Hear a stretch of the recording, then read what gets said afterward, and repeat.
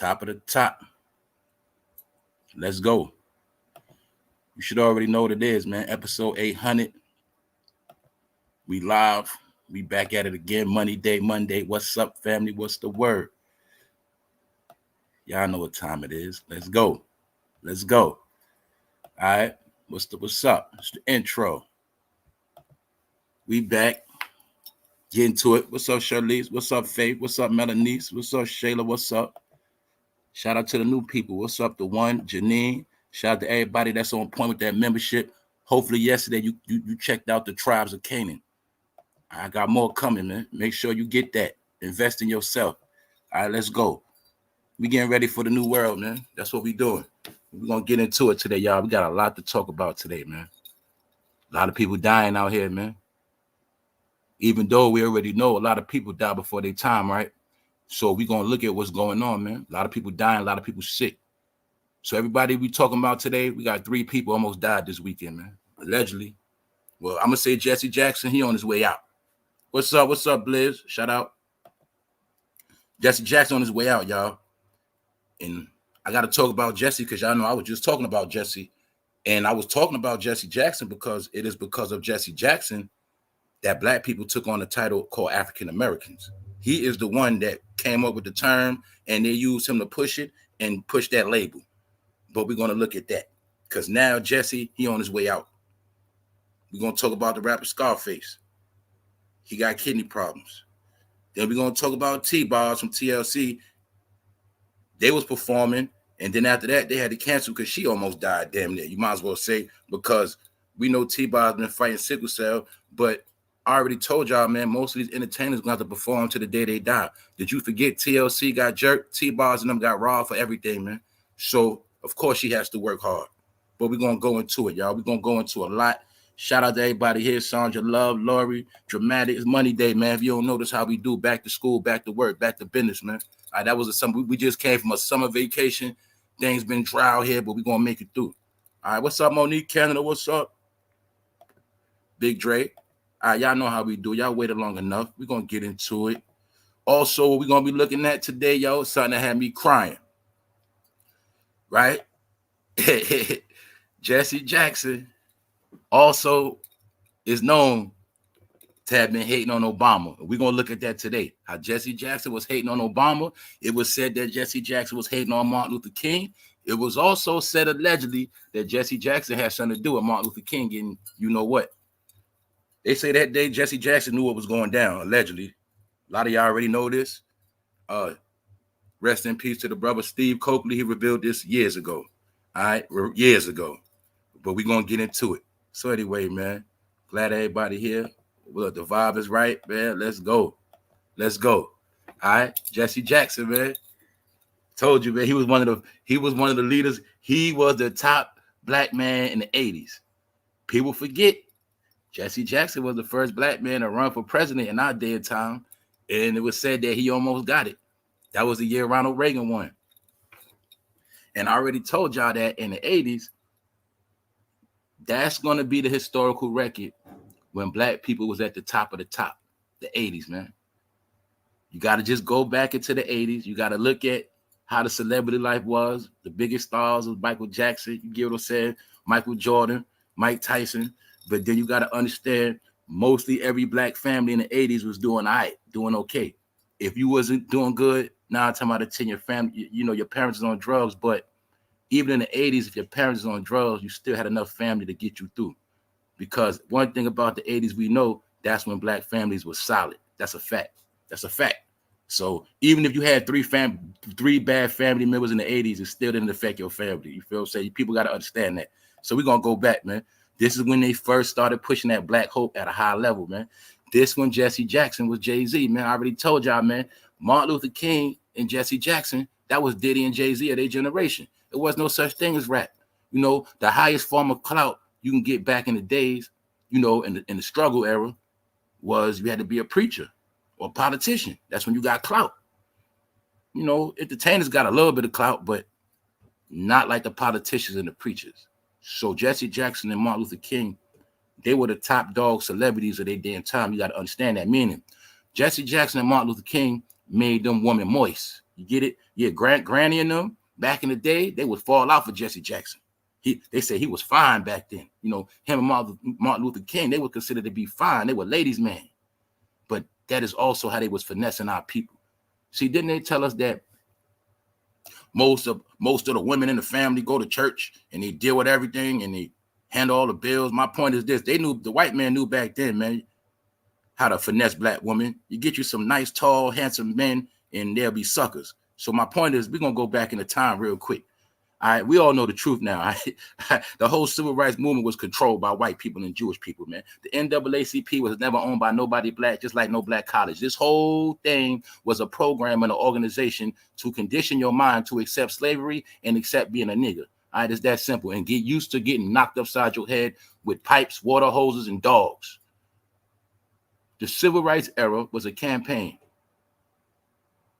where blacks had to fight to be considered human beings. But we're going to get into that another time. All this is about law. I'm just going to show a point to you today. If you think back in the 60s, Martin Luther King and Jesse had all this power, you're mistaken. Then you're going to see that they were just celebrities at their time.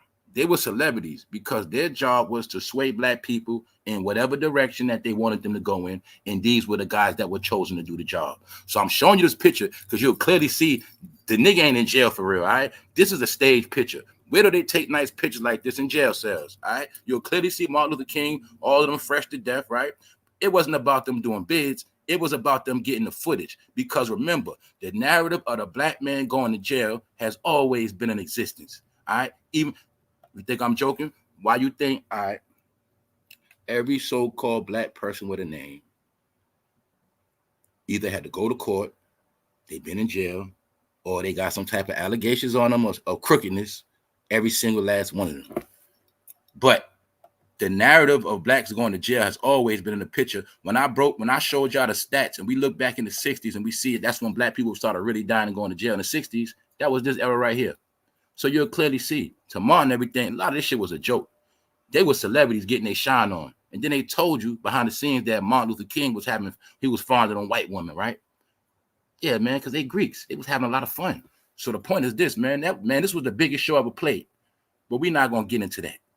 We get into Jesse Jackson, how he was a black leader. He is supposed to be a black leader. But I already told y'all, in these day and time, you don't have no black leader. You ain't going to see nobody. All right? They all ducking and dodging. It's that simple. So now we're going to bring it up to date. Because it is said that Jesse Jackson was something with the program. And he knew something. I don't know. But I'm going to say this. I know this man got a lot of skeletons in his closet, and he got a lot of guilt.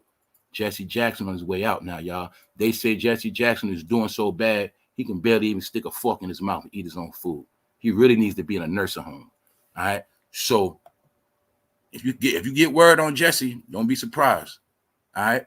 Because like I said, y'all, man, that whole thing was a movie. You can see it clear as day. All of these events you seen were staged events, meaning they were pre-planned. Every single last one of them, pre-planned. All right? Because they had to create a black history. You know those people that they said were slaves? Well, they had to create a whole history for them. And that whole history is repeated to this day.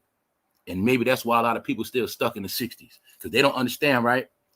Them so-called racist white people, allegedly, the so-called Klan members, man, they wrote the whole black history experience. They wrote the whole book, manual, and all of that.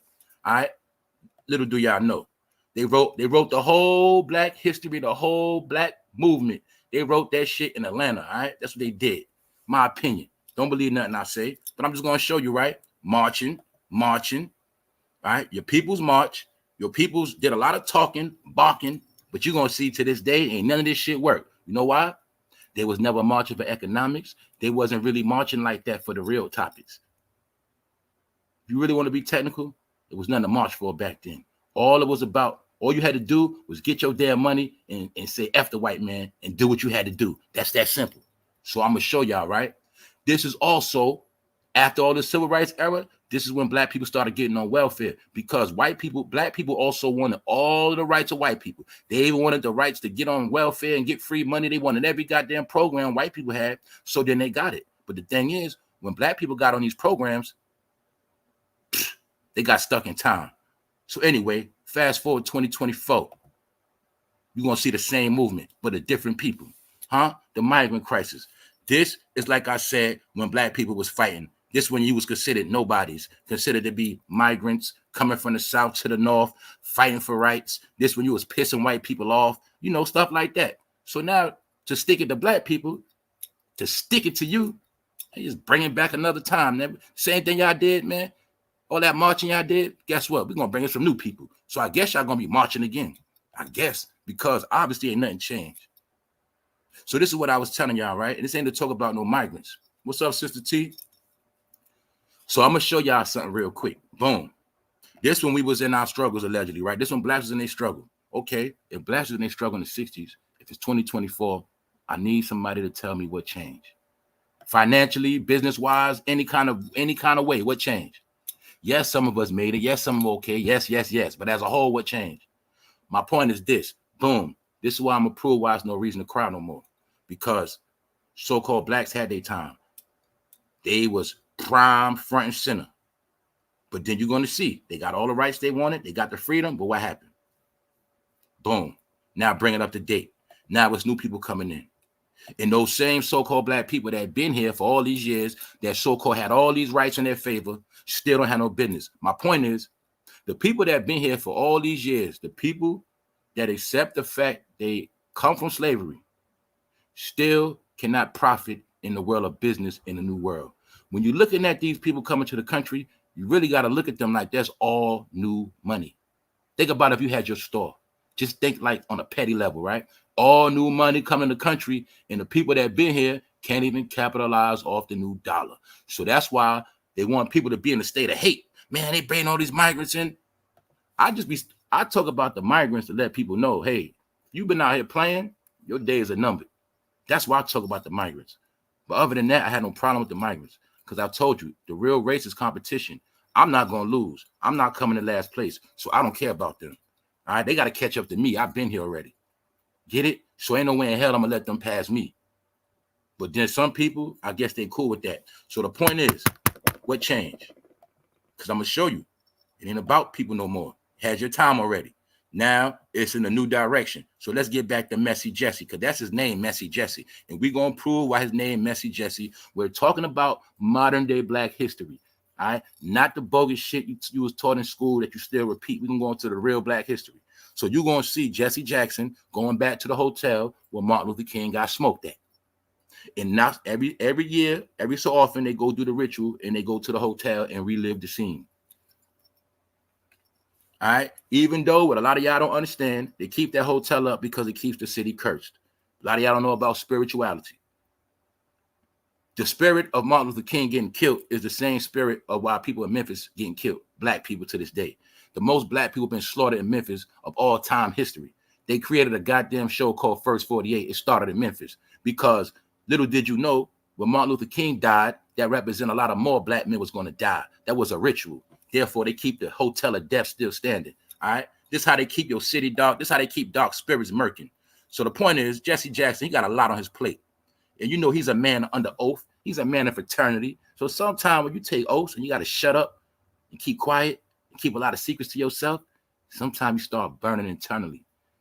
Jesse Jackson got a lot of guilt on his plate. All right. But guess what, y'all? He another one. He ain't do nothing for black people neither but talk. And they let these people start nonprofit organizations so they can keep all the money. Jesse Jackson earned his bones in Chicago.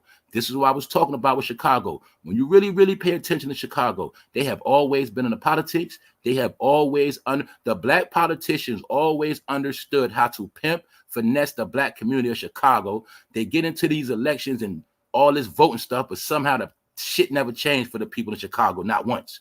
Man, they goddamn showed the aldermen on Good Times, how they was in the politics. I also know through the politics and these nonprofit organizations, that's the only way for some poor people to get paid. So I understand a lot of people, black people, they run to work with these organizations, these campaigns, because that is how they get paid, get their little couple dollars, their little checks. Other than that, they be starving. People like Jesse Jackson know the politics. That's why you're going to see he played the politic game in Chicago, Oprah, Obama, Michelle. See, Chicago's where you get your blackness up at. You get your black clout up at. But at the end of the day, when it comes time to really deal with the people, they're not trying to do that. It's just like Harlem. You use Harlem to get your black clout up. What Bill Clinton do? Move to Harlem, get his black clout up. Meanwhile, you don't do shit for the black people. Nothing. That's the whole key. You use them for clout and you kick their ass to the curb. And people still going for that shit to this day, which proves, I'm going to say it again. If you black and you still wrapped up in the politics, you just like your grandmama. Just like your great grandmother, man. You still ain't getting nowhere. Your mind is still stuck in the past. You still wrapped in politics. What? So you telling me you was too blind and stupid to understand that as much as your people been in politics, ain't shit changed yet? You still ain't learned that yet? You might as well bang your head on the wall. Let me show you, man. What's wrong with y'all? You still getting worked up for what? See, this when you was fighting white people. White people was ready to knock your head off. Now the white man said, man, we don't care about them no more, man. They kill each other, man. They're not even no fun no more. Matter of fact, man, we just bring us some new people, man. Take their ass out. All right, we're going to breed their ass out of here. That's how that go. So anyway, I'm showing you, right? Don't forget Jesse Jackson, the Rainbow Coalition. I'm also going to say he knew about the rainbow back then. Now, let me correct this. Even though everybody know the truth, the rainbow was really a sign of God. But you got to understand that certain people came and they jacked the rainbow. They stole the rainbow. So Jesse Jackson was pushing the rainbow. But when you go back into history, you'll see around the same time, it was also a big thing of people coming out the closet. So once again, this organization was more than wrapped up in one. It was a black movement, but people got to understand the so-called gay movement has always been wrapped up into the black movement in modern times. It's another thing y'all do not understand. All right, y'all just don't understand that it deals with minorities. Blacks are considered minorities. Gays are considered minorities. When it comes to law and marching and rights, they put them in the same boat. But I'm not going to go into that. We're going to go back to Jesse. See, as you see, them doing the ritual, the celebration, the interview outside the hotel where Martin Luther King got killed at. And that man with him is the other man that was there. These are the black men that pimped the civil rights era, pimped it, got rich, ain't do shit for black people, but run their mouth and mix black people up and had them doing a lot of singing and dancing, but they did nothing but finesse. And don't forget, these are black men born in the era where they scared to death of the white man. Don't forget that. Most black men born in the 40s, 50s, when they born in a certain era, I swear to God, y'all, they have so much fear in their heart of the white man. Man, all they ever wanted to do was be able to sit in a room and shake a white man's hand. And they did that. But I'm showing you, man. One thing I better understand too, when black people take oaths, they're more loyal to the oath than you. All right? You should already know this. A lot of your people took oaths. But the thing is, they didn't take oaths to help you or do nothing for you. They took oaths and obligated themselves to oaths, not black people. And this is why I was telling y'all that the whole black community, the whole black, it's a fucking lie. It's a hoax. Why? Because in reality, every black person mostly is out for their own personal gain and they have their own agenda. All right? And people that are black like to use black. Let's come together when it's convenient most of the time. So I'm saying that to say I'm going somewhere with all of this, man. I'm showing you how this man was what? He was in the politics since goddamn Martin Luther King was alive. Then we got reintroduced to this man in the 80s. This man was the #1 top pillar for black people. I'm going to tell y'all straight up. Until they started playing the rich game, he was the king. The rich game is when they started promoting that Bill Cosby was rich.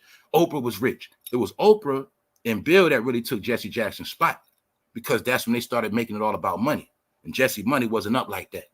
But you got to understand, in Jesse's mind, he like, yo, man, I'm the black king. I'm the one who was around for Martin Luther King days. I was around before all of these people. I've been in politics. I've been dealing with the white man. I've been in Chicago. I've been running the black community. That's his whole mentality, y'all. You got to understand that. And I'm going somewhere with it because I'm going to show you, we're going to look at how he was hating on Obama as well. We're going to get into that. But it was something funny Jesse said, and that shit was hilarious. But we're going to get into that. So as you see, tragic last days. Jesse Jackson, 82, trapped in a wheelchair, struggling to eat and being minded around the clock by a nurse and 2 aides. That man got goddamn 3 nurses. They said Jesse Jackson was so messed up, he couldn't even eat a strawberry. That's what they say. They said that man couldn't even eat fruit. They said that man took 5 minutes to put the spoon, the fork in his mouth, struggling. You also got to understand, they're also embarrassing Jesse. You know, on the last day, they get humiliated. It's something that was said, right? They say when certain people of a certain clout, like Ronald Reagan or certain politicians, certain people of clout, when they're in their last days, they never let you see them struggling. They don't let you see them in their bad days. If you notice that, with so-called important people, you never see them in their last day when they sick. But when it comes to so-called black people, they always gonna show you them when they sick and they decrepit and they about to kick the bucket. Remember they showed you Muhammad Ali shaking the torch? Yeah, because Muhammad Ali used to run his mouth, talk a lot of junk. So to pay him back, they had to show you Muhammad Ali. He couldn't talk. He was just shaking, embarrassing. See that? They show you your heroes on a decline. But in the other world, they don't do that. All that's on purpose. So now they're showing Jesse in his decline, struggling to eat, being minded around the clock. He probably doodling on himself, all of that. So as you see, Jesse going out bad. But now you can clearly see what Jesse was pushing. See, we was green. I was a little boy. But even as I got older, I was green, see? Guess what, y'all? The rainbow has always stood for what it stood for. Broke it down. How gays was in the beginning of hip-hop. Gays had their hands in the beginning, a lot of blackness from the beginning, and has always been a major, major problem of black gay people coming out of the closet, because the stereotype is, right, that basically they try to say, this is the narrative they really try to say. They really try to say that black people are ignorant, they're very hateful, and they don't accept certain things they don't understand. So it was always a major crisis of black people that wanted to come out the closet, but they were always scared that their own black people would hate them. And some of them were scared that their daddies would whip their ass and their grandmothers would tear their ass up. So it's always been a narrative that amongst the black community, it is a lot of homophobia. But you got to understand, in 1984, Jesse Jackson's job was to push the agenda. So now let's peep game, y'all. Let me show you how deep this shit is. They used Jesse to push the agenda in the 80s. But all that was doing was prepping them for the future. And then Obama came in, and then they was ready. So all Obama did was update the Jesse Jackson program for the new world. And it worked. Showing you. Rainbow Coalition, Jesse Jackson was president. It was all wrapped up in this, and this is how they got all the liberals behind Jesse, all the gay community, all the black people behind him. And that's how he almost won. Just showing y'all history.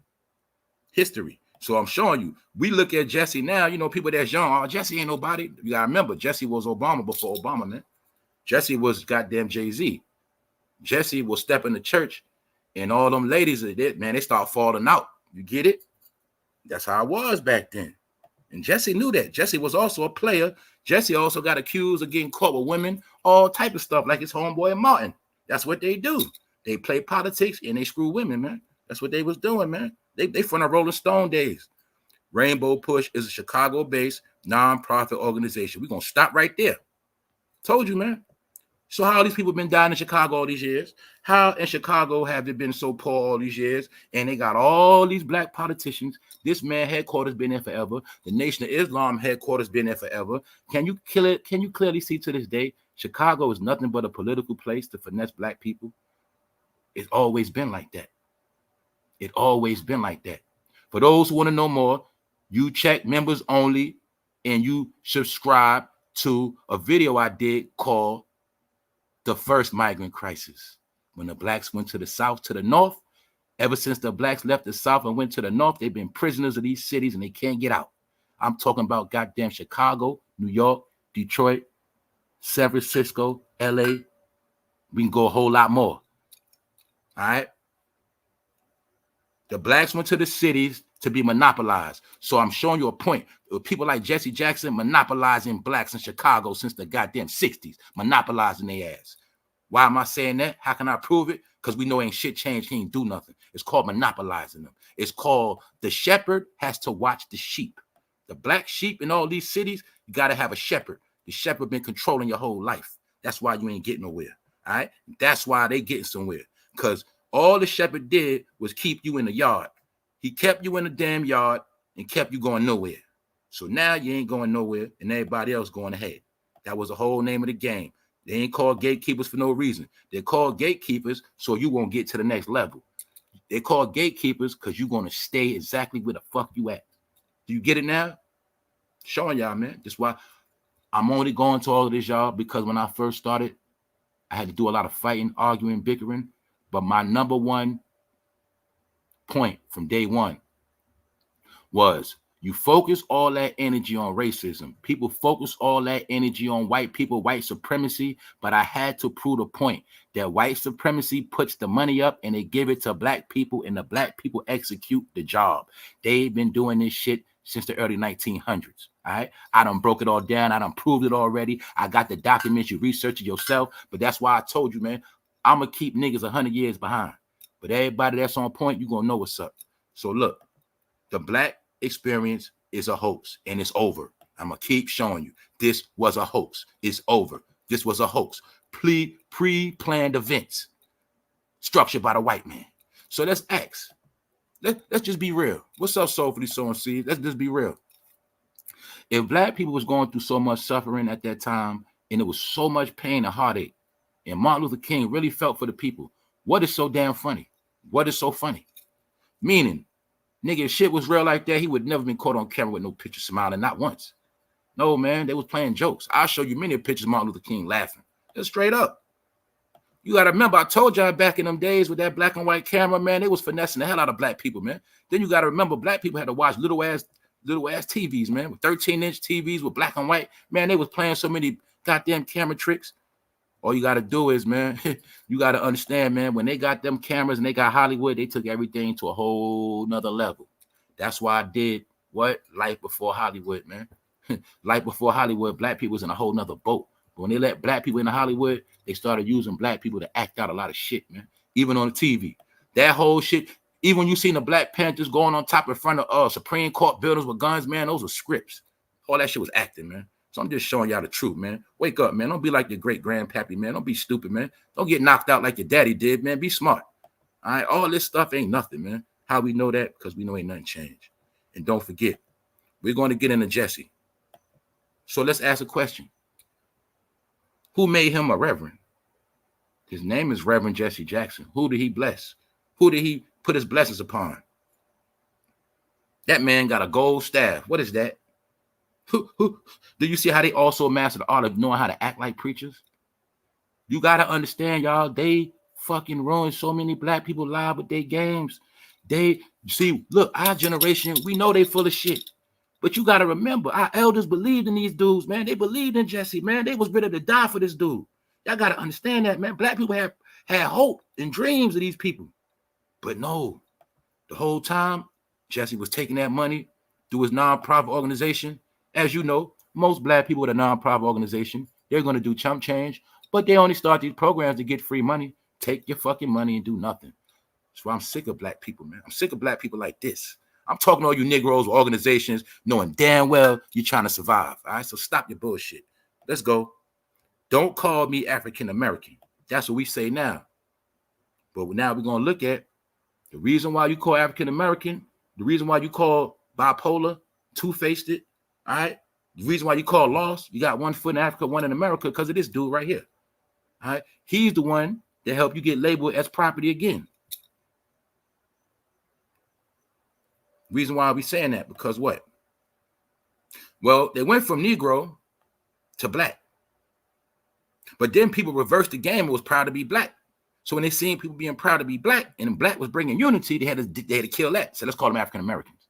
Then African Americans started another beef of separation. We African, no, we African American. I'm American, man. I'm African, man. I'm confusion.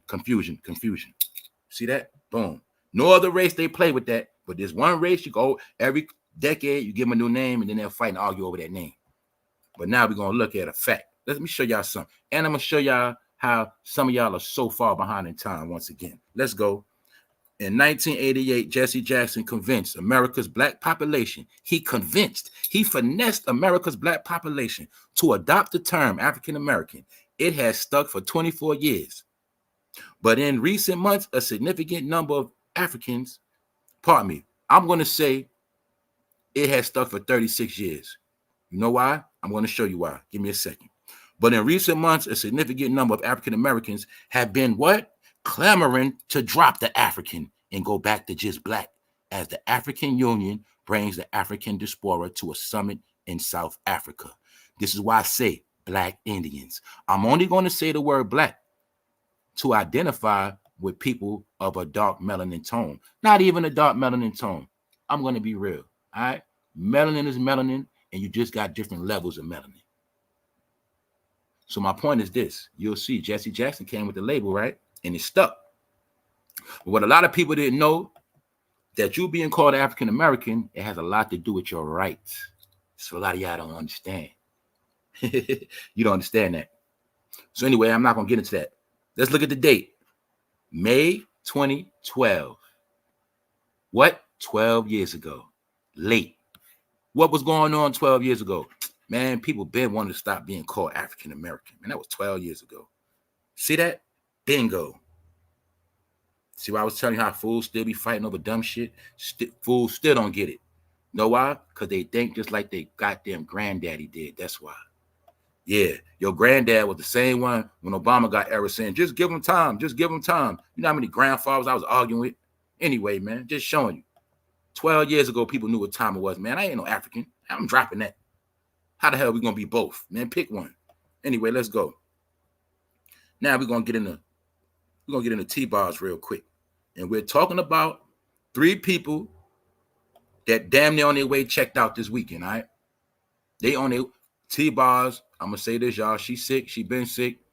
She still has to perform for her money. If she doesn't perform, she will be broke. She got robbed for all of her music from TLC, all the publishing. All that shit is gone. L.A. Reid, he's in court for that. No, L.A. Reid is going to be facing a so-called sexual allegation charge. And L.A. Reid and Pebbles is the one that robbed their ass, and y'all already know that. Babyface probably got a cut too. So let's go. T-BOZ has been hospitalized for severe abdominal blockage, which led to several last-minute TLC show cancellations. Now, for one, I already been talking about how these people been what? Robbing and stealing people money. I had showed y'all the past year, 2 years, these celebrities, they're fucking going broke. Some of them are playing dirty games. They're booking shows, knowing damn well they can't perform, and they're stealing the money. That's what they're doing. Once you pay up front, got you. So guess what? Now, T-BOZ damn near died after the other show. And it was said that they rocked the crowd, you know what I'm saying? Even though, it's just Chili and T-BOZ. So let's look. They all got robbed. This is what we're going to look at too. Can't you see how they was pimping their ass back then? You see how I saw it clear as day now? Look how they was making them dress. They was pimping their ass. You know how we know they got pimped? Because they just went and got 3 green girls from Atlanta that wanted to be stars. Got 3 little cute girls, women. Let them do all that music. Show all that body. Then what happened? When it was time to get paid, their ass got jerked. No, they didn't get jerked. They got pimped. The industry is very dirty. Let's also look, man. Can you imagine how many dudes probably was hitting that back then? They probably had sex with a lot of people, man, because that's what the industry was at that time. You got to remember, man, they knew sex sells. So it's no coincidence. When you look at everybody from Atlanta back then, mostly all their ass got jerked. They was jerking the hell out their ass for real. But TLC, y'all, they got pimped of all time. That's right. So we also seen what? Black celebrities didn't just get pimped in the Cadillac Records era. They got pimped in this era by their own people. So once again, the industry was set up by white people. But once black people took over the industry, they started doing the same thing white people did to black people. Told y'all, some niggas, when they get in power, all they gonna do is the same thing the white man did. The white man dogged you. When he get a chance to dog you, he gonna dog you too. That's what they do. That's what they do. All of their time is up anyway, y'all. So we talking about the past. So as you see, all that performing, all that partying, all that sex, and we also know T-BOZ did play a very good role in the movie Belly, classical. She had talent, but what happened? She ain't get her money up, y'all. So let's look. It was formally diagnosed as a severe abdominal blockage. Sound like major constipation to me. It sound like something is wrong with her organs. That's what it sound like to me. As a result, the group was forced to cancel their subsequent Foxwoods Resort Casino in Connecticut that evening. Now, they were supposed to also perform in Syracuse, New York. TLC fans' frustration have turned into grave concern. On August 23rd, the No Scrubs musician was slated to perform at the New York State Fair in Syracuse. Also, I'm going to keep it real too. Don't forget, it was TLC that influenced a knockoff group called Destiny Child. Did you forget that? Destiny Child was the knockoff group cloning TLC. And in the early 2000s, they started campaigning against black men back then. That was the song No Scrub. And then here they come with Can You Pay My Bills, all this shit. Even though back then, brothers that was getting money hustling, we didn't care about them songs. I was a young man. I was getting money. I didn't care about none of this shit because I was driving. I wasn't no shotgun driver. You feel me? I ain't ride passenger. But I knew what they was doing. This is when they was monetizing, bashing black men. Yeah, that's what it was. And then Destiny Child came in, and you're going to see all of their first song, Beyonce was talking shit. All right? She barely can come out the house now, but she was trying to say, niggas need to pay her bills. Anyway, I'm just showing y'all, man. And don't forget, T-BOZ's career was over when she got with Mac 10, and it was alleged that Mac 10 was beating the crap out of her ass. And how do we know that? Well, we don't know if he was beating her, but we know one thing. Ever since she got with Mac 10, her career was over because we didn't really see T-BOZ no more after that. So what happened? The thing is, when you look at all of them, they always getting pimped, man. You got to understand that, man. When you get pimped as a kid, you always going to get pimped. How we know they got pimped? Well, Chili recently had to marry a white man. That's how bad she was doing. We also would see that Chili, first of all, let's get this right.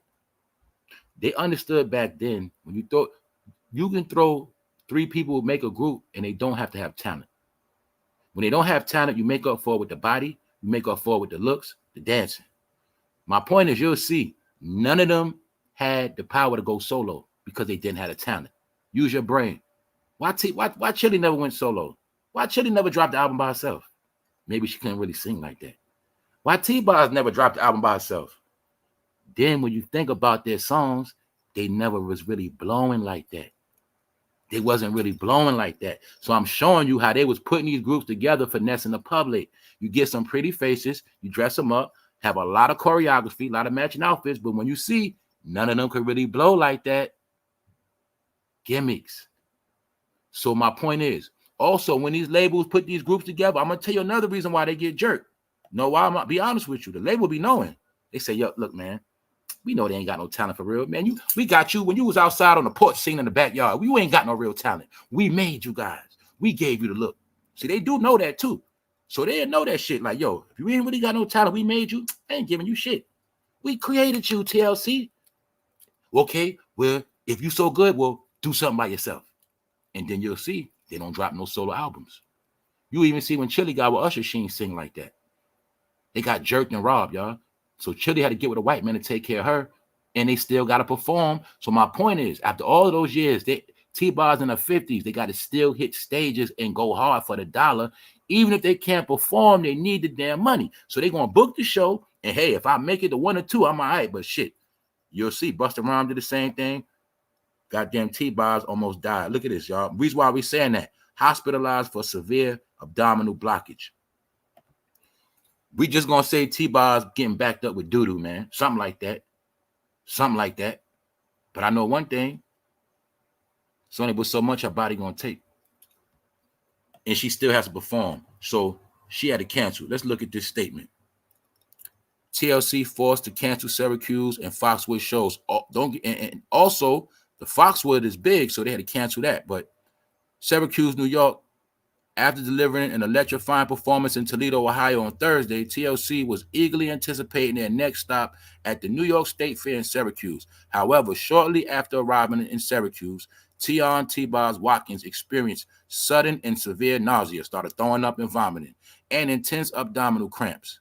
She was immediately seen by a doctor and subsequently taken to the hospital for further evaluation. See that? Boom. It's also showing you, man, how a lot of them are sick. A lot of them are sick. Also, don't get it twisted. We got to keep it real. We can't act like a lot of them might not be sick from back in the day, man. You got to remember when they was young, man, they was doing a lot of sex, having a lot of fun. They were getting drunk. They was partying their ass off. So a lot of these people you seeing, their bodies are messed up from the shit they was doing back in the day. It's catching up with them. So I'm also going to show y'all, this is my opinion, nothing I say as a fact. You clearly see, right? They rocked the show. And she probably went so hard, they rocked the show. But after that, she was fucking sick, about to die, which means she could not do shows back to back. And that's what people got to understand. When you're in your 50s, you could be looking good. You could be so-called in shape, but your body has to be trained for what? Sleeping in hotels. You're not getting the best food. You always on the bus. You got to perform back to back to back. Hours on stage, walking around. You got to sing, dance, keep your breath, oxygen. You got to be in healthy shape to do that. See, the smart people know before they go on tour, they might hit the gym for a year straight because they know they about to go on tour. So these people, they probably just get a call. Hey, I got a show for you. Okay, I'm with it. Hey, we got a 10-city show. Just sign up for the shit to get the money, but knowing damn well they're not in shape. That's my point, y'all. Because she put so much into that Ohio show. The next day, she throwing up. Now, if anybody know about sickness, once you vomiting and all that, that's when you really, really sick. Something going on. Your body is rejecting something. If it's her abdominal pain, it's something with her insides, something with her guts, intestines, something of that nature, right? Digestive tract. So you got to understand at her age, when she having them problems, it ain't looking too good. Plus, don't she already got sickle cell or something like that? So T-BOZ ain't looking too good, y'all. And that's why they had to cancel. She damn near almost died, man. Last evening, Tion was diagnosed with a severe. She probably was throwing up blood and all of that, necessitating the cancellation of both the Syracuse and Foxwoods performances. She remains in a hospital under medical supervision, but is expected to be released tomorrow. The doctor verified that this was not food poisoning, but an abdominal blockage. You're also going to see they're trying to water it down. Let me show you how they're watering it down. Simple. Severe abdominal blockage. Well, if it wasn't that serious, they would have not kept in a hospital. Then, not only is she in a hospital, she's under medical supervision. So that's how we know it's not just nothing minor. Because we all been in the hospitals. And we know when that doctor's paying special attention to you, you know what's up. She might got infections. She might got some stuff going on. You get it? Either way, the point is, she's damn near sick. She is sick, and she still has to perform. So I'm showing y'all how it is the stage that's going to kill some of their ass. And remember when I say little cliches like, yo, a lot of them are going to perform to the day they die. I'm not playing with y'all. That's what's going to happen. All right? That's what's going to happen to a lot of them. So anyway, now we got to go to SCARFACE. For those who don't know, OG SCARFACE, the rapper, at one point was Jay-Z of the South. Yes, he was. The king of Houston. But legendary hip-hop icon SCARFACE got rushed to ICU this weekend over possibly kidney failure. So don't forget, the thing that's tripping to me, I was like, yo, both of them was in their prime at the same time. And both of them went to the hospital on the same weekend. Mind you, we're also looking at the program. What's the narrative, y'all? They say the narrative is so-called black people die before their time. Out of all races on the whole planet, the African-American dies before everybody. And usually it's going to be from sicknesses. And I broke down 1,000,000 times. We broke it down. We all came to the conclusion. And no, part of the main reason why all these people die before their time is because they eat the same food. They all are raised off soul food, and eventually soul food ruins your organs. All right? That's where the mad constipation come from. That's where the heart disease come from. The high cholesterol, the fat and grease in your arteries clogs your whole body up. And you're going to keep seeing these same little problems. Also, African Americans love to drink alcohol, and they love to eat soul food and then chase it down with a nice shot of liquor. Little do they know they be killing themselves. And that's why you're going to keep seeing these same problems. It's always with them organs. So let's go. Because SCARFACE, he had problems with his kidney for a minute. Weight loss up and down, SCARFACE to the left. Y'all know what he did on YouTube. Bushwick Bill, if I'm not mistaken, I think Bushwick Bill, rest in peace. I don't know. I don't want to be wrong. But SCARFACE always had weight problems. And SCARFACE was always a real rapper from the South. All right? Write them bars, write them lyrics. Hey, this is my first favorite album from them as a young teenager. And yes, the Ghetto Boys, they brought the pain. You feel me? Yes, they did. But we also gonna look at it now that Jay Prince jerked all their ass. Jay Prince brought you Drake, but this is where Jay Prince first got rich, the Ghetto Boys. SCARFACE is the main pillar, the main person that helped Jay Prince get rich. Even though SCARFACE also had a beef with Jay Prince because he felt like Jay Prince ain't break him none of that money. I'm going to be real. Jay Prince pimped their ass, man. That's what happened. He jerked their ass. Even though Jay Prince is praised as this rich man from Houston, But these are the guys right here that made him rich. The Ghetto Boys, man. Yeah, I know the hip mind playing tricks on me, but they got other songs too. Scarface got them bars. All right. But the point is this, man. See how it go, right? Rap your whole life, you make it. Now, remember in the hood, you know, a lot of people had dreams of making it, want to be a rapper. Every black nigga around America wanted to be a rapper at one point. But then we see that nowadays, I guess it didn't pay off to be a rapper, man. Because I've seen rappers with some of the most saddest stories when it's all said and done. We keep seeing these same stories, man. What happened? Well, he rapped, got J. Prince rich, but now in his last day, he in the hospital sick. Even though in this cover, their first album was in the hospital. You see how this shit play out? Now he in the hospital.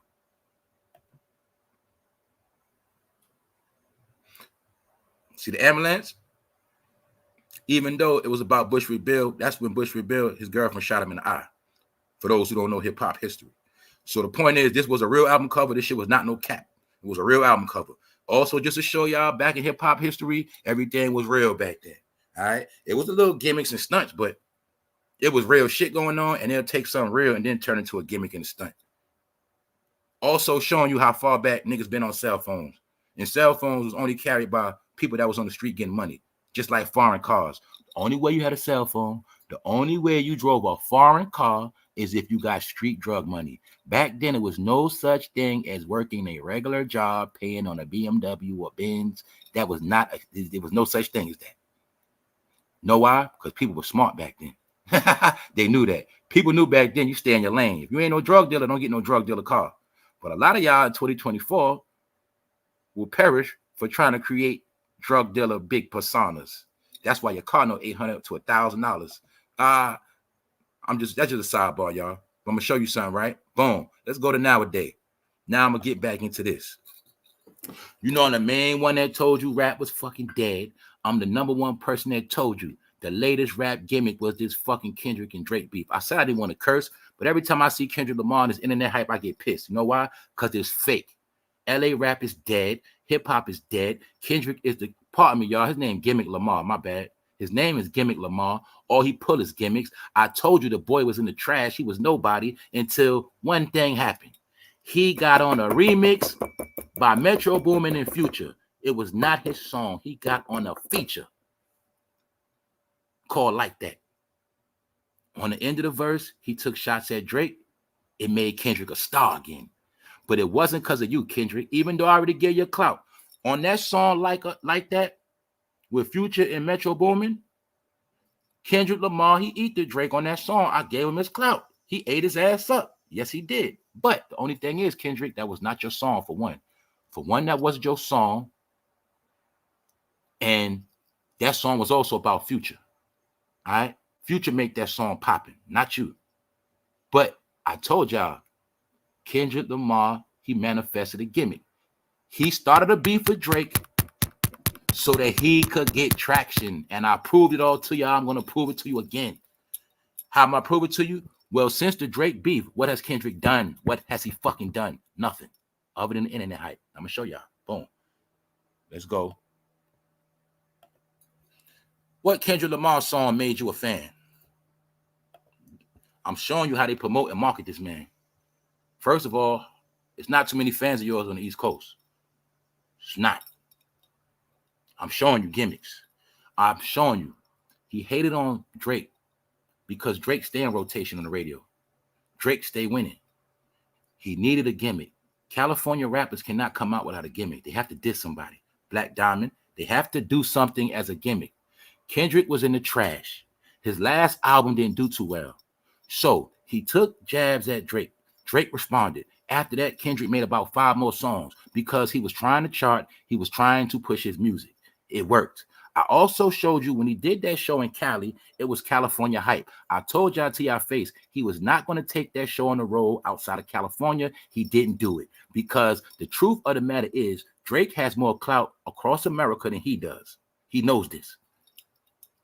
That's why you didn't see this fool even go to Atlanta. He didn't go to Atlanta. He didn't go to Houston. He didn't go to New York. He didn't go to Philly. He didn't go to Florida. He didn't go nowhere. All right. He kept that shit on the West Coast. So I'm gonna show y'all something back. I ain't done with this yet. Let me get to this Kendrick. Now let me show y'all what hype Kendrick up, like I've been telling y'all. All right, I'm gonna get back into that right there. Let me show y'all something. Didn't I tell y'all this prickhead academics is the main one always hyping up Kendrick and Drake? I told y'all, man, academics is on his way out. Thanks, Black Diamond, once again. Academics is on his way out. Academics has nothing else. These charges is on his ass. He has to come on the internet every fucking day to make as much as he can. Academics is praying that that girl does not put that lawsuit on him. He has nothing going on. I told y'all, anybody banking on hip-hop rap trending topics is going to go in the fucking trash. The bigger your channel is, the more you're going to fall. Let me prove it to you. You see academics, he don't got no content. So what does he say? Academic hints that new music from Kendrick Lamar could be dropping soon. Is that fucking news? Let me show you a gimmick and a liar. I've heard Kendrick is loading up. I was told Kendrick is coming. Guess what, y'all? I could have said the same shit.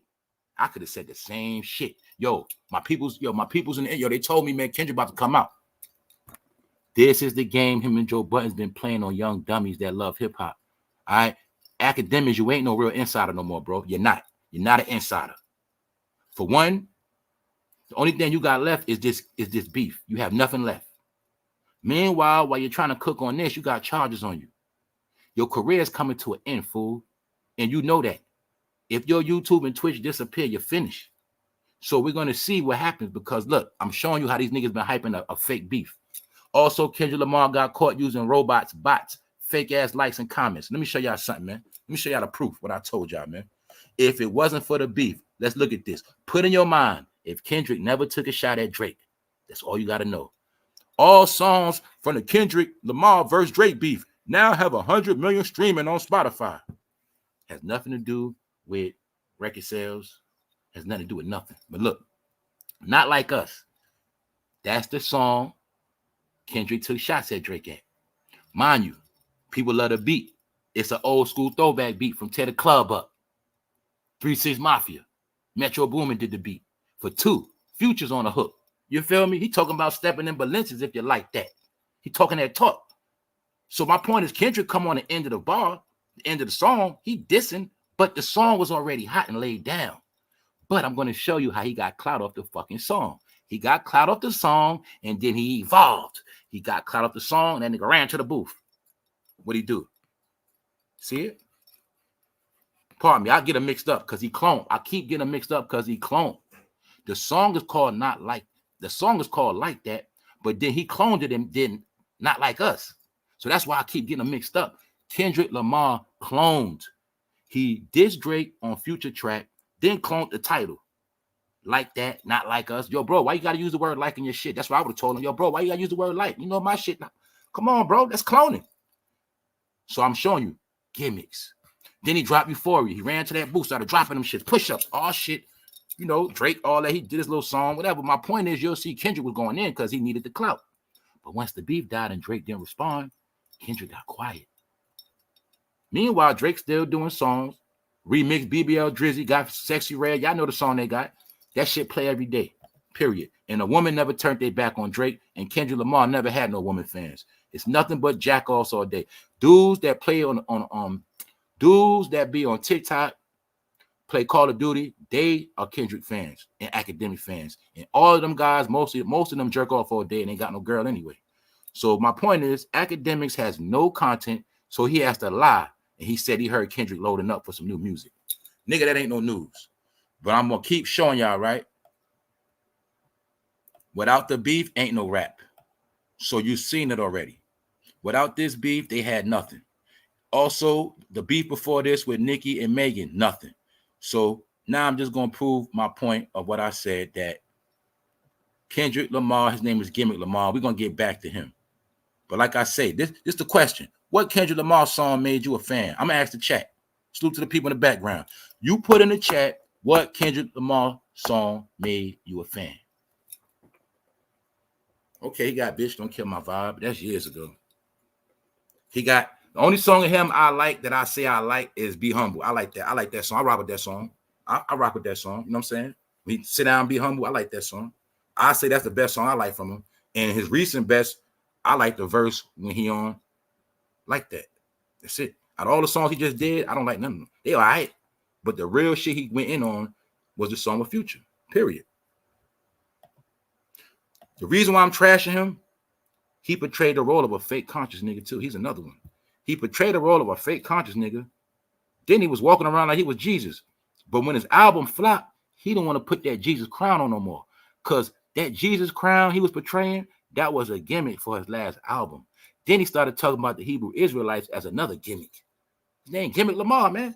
That's what he do. Whatever he feel like black people want to hear, that's what he gonna do. Other than that, Mad City, okay. What's up, Judith?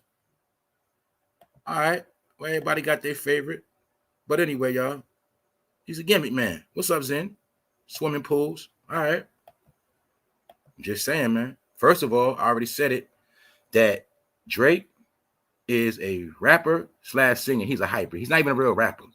So him going at Drake, that's not really testing your battle skills. You got to battle a real rapper. But this would trip me out about the whole shit, y'all. Check this shit out. Look at this shit. We witnessed the biggest battle of all time. Just know how to speak on this shit. You see how the internet be lying? Do you see how this gump-ass generation stay trying to remix history with their fucking lies? What's one of their main lies, y'all? LeBron James was the GOAT over Jordan, even though these same jackasses stand around corners to buy a pair of Jordans. I tell you Jordan's the GOAT, and I ain't gonna stand on no fucking corner to buy nothing. But I'm gonna still tell you what it is. This generation is the kings of remixing history, aka spreading fucking lies. We witnessed the biggest battle of all time. How many of y'all believe that shit? How many of y'all believe that? Comment in the chat if you believe this damn lie. Now, what is called, y'all? History. History is his story. So you're going to see how these niggas are making up shit. Then I'm going to ask, what is the biggest battle of all time? For one, this is not one of them. What is the biggest battle of all time that most of us witness? What is it? What is it? I'm here. I ain't in no rush. Let's go. Where the hip-hop people at? All right. What is the biggest rap battle of all time, y'all? Cannabis versus LL. I'm going to go with Faith, Jay-Z and Nas, man. That's the biggest rap battle of all time. We have never seen rappers at that level, at that time, going at each other neck like that. We have never seen that. People forget that beef went on for a little while. Niggas had to go get reinforcements. Nigga Jay-Z had to go to Philly real quick, get state property. Niggas had to finish that battle, man. Niggas dissing niggas baby mother. That shit ain't no beef topping that beef, so knock it off. All right? These niggas trying to remix history. Then again, we can say Pac and Big, but we got to be truthful. I'm going to show you how magic tricks work. We got to be truthful. Let me show y'all the truth. I love this shit. I love we going to this shit. You know what I'm going to show y'all? I'm going to show you how we got finesse. The Biggie and Tupac beef wasn't real beef because Biggie never responded. Get it? He never responded. So it wasn't really like that. You get it? Biggie didn't really respond to it. So it wasn't a real beef on wax. Get it? That shit was a beef that played out in real life. But second, I say Pac and Big. But hip hop wise, it was Nas and Jay-Z. We know that. Niggas lost their mind when Ether came out. Niggas lost their mind when Takeover came out. Then you got to remember Jay-Z was trolling niggas on the stage with Michael Jackson. You know what I'm saying? Trolling Prodigy. You got to remember that he was throwing shots at mad niggas at once. Nah, you ain't topping that.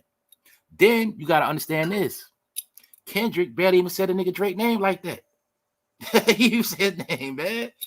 Come on, man. That's why I know y'all don't know hip-hop. Niggas don't know hip-hop for real, man. Tupac versus Biggie, Jiggy versus Nas, Lil Wayne versus the Hot Boys. All right. Hold up.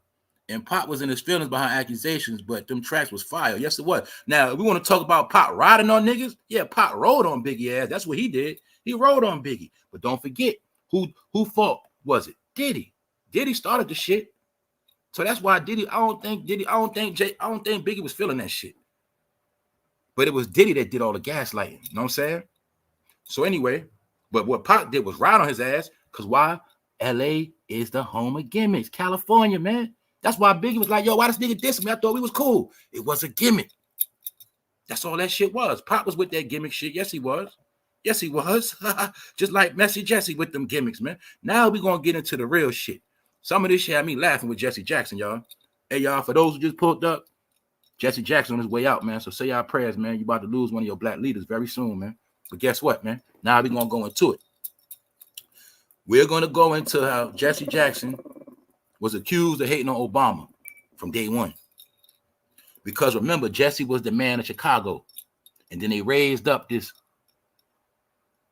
African-American man by the name of Obama. His mother's American. His father is African.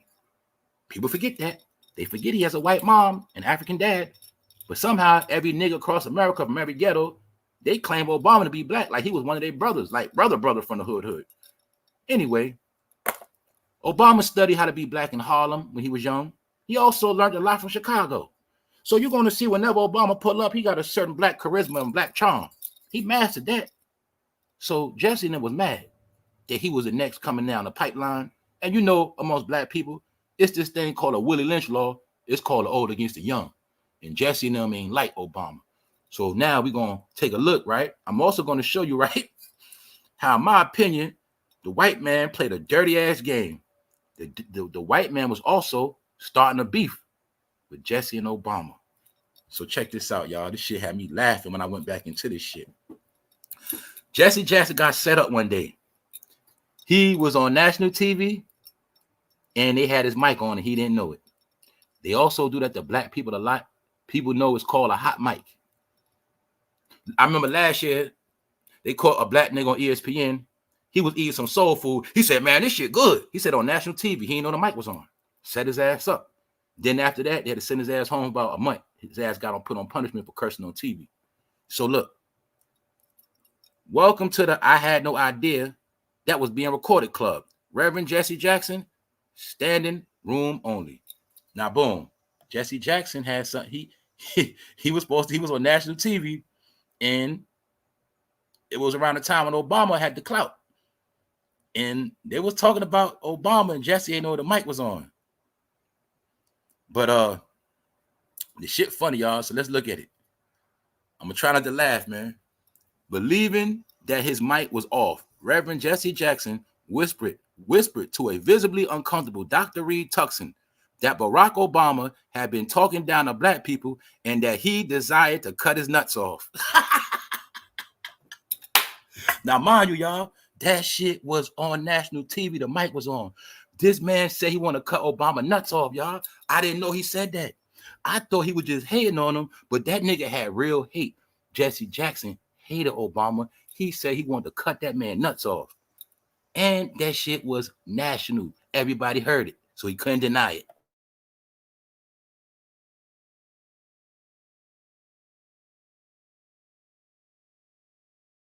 My bad. That shit had me crying last night. Because you know, shit is so dead, you got to find your own shit to laugh at. That shit had me crying. I didn't know he said that shit. Then I'm like, yo, they set him up. They had the mic on, man. That shit was on purpose. So let's go back into this history, y'all. Black history. Let's go. They say that, oh, now we're going to also, now look, we're going to do this too. Jesse Jackson made a lot of allegations about Obama, and we're going to take a look at it. We're going to just look at it because when Obama was campaigning, a lot of us wasn't paying no attention. I know for a fact in 2007, a lot of us was in the street. We was doing what the fuck we wanted to do. We was partying and shit. We ain't had no clue what was going on with this Obama shit. But we're going to go back into when Obama was running. So we just going to look at the key point. What's the key point Jesse said? That's what Messy Jesse said, y'all. He said what? Obama has frequently showed tough love to black people and basically said he'd been talking down to black people like trash, right? So look, he's been talking down to black people, and indeed, how effective castration would be as a remedy. So we're going to get into it, right? We're going to look at some of the things Obama said. I ain't going to lie, this shit was funny too. Because you know what was happening? I can see it now. Obama was playing a black card to black people. He was playing a black card. He was talking that black talk.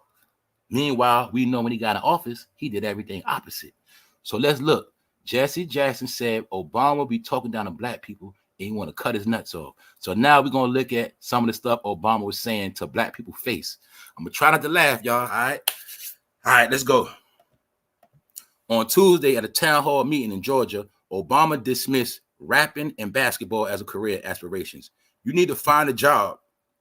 Hold up. This is what he's talking to black people that's delusional, right? This is what he said. He said, boom. You can't find a job unless you are really, really good. This is what he said. Let me go take it to the top. Obama dismissed rapping and basketball as a career aspiration. You can't find a job unless you are a really, really good basketball player, which most of you brothers are not. I know you think you are, but you're not. You are overrated in your own mind. You are not playing the NBA. You are probably not even a good rapper. Obama was trashing niggas to their face. Maybe you are the next Lil Wayne, but probably not. In which case, you need to stay in school. Lil Wayne has made a career out of murdering Jay-Z beats, and he's still doing it. Now we're going to look at what else Obama said that black people face. This is what he said to their face. Then we're going to go back and see was he right or wrong. We're going to go back into it. Hold on, y'all. Now, this is saying, yeah, he campaigning. On June 15th, in a Father's Day speech in front of a predominantly black audience at the Apostolic Church of God in Chicago, always finesse Chicago, Obama described absentee fathers, talking about deadbeat daddies. What makes you a man is not the ability to have a child. Any fool can have a child. That doesn't make you a father. It's the courage to raise a child that makes you a father. This nigga was using cliches. He was using cliches. How many times we heard that shit? How many times we heard that shit in movies and real life? Any fool can have a baby. This nigga was using black talk, y'all. That nigga wasn't saying nothing. He ain't say nothing. Hold up. But don't forget, he was trashing black people to their face, telling niggas straight up, man, you ain't gonna be no rapper. You ain't gonna play ball, nigga. You in a fantasy land, man. You niggas better go to school. Hold on, let's go. Hold up. Then you gotta remember, all of the so-called racist people, all the so-called white people, they was loving to hear this shit. They was having a ball. That shit was funny to them, man. You gotta remember that. So boom. He also mocked the unwarranted celebrations. This was the Obama funny, y'all. Check this shit out. He said, basically said a fool can have a baby. He also mocked the unwarranted celebrations surrounding minor education accomplishments. Don't get carried away with that 8th grade graduation. You're supposed to graduate from the 8th grade. He talking about how black people always celebrate shit. He talking about how they be celebrating graduation. Niggas be spending all that money for prom, straight in the hood, ain't going nowhere. He said niggas be celebrating basic shit like they graduated from college. He said that to niggas' face. Oh shit. I've been laughing at that recent. So he said it. Look what he said right here. He also mocked, made a mockery, made fun of people celebrating minor educational accomplishments. Don't get carried away with that 8th grade education. You're supposed to graduate from the 8th grade. Yo, I can't. This shit funny to me. He was trashing people. Salute, y'all. Anyway, man, let's go. Boom. The effects also how they study, know they learn in school. Hold up, look. Now, on January 20th, Martin Luther King Day, Martin Luther King Jr. Day at the Ebenezer Baptist Church and Martin Luther King Church in Atlanta, Obama addressed prejudice in the black community.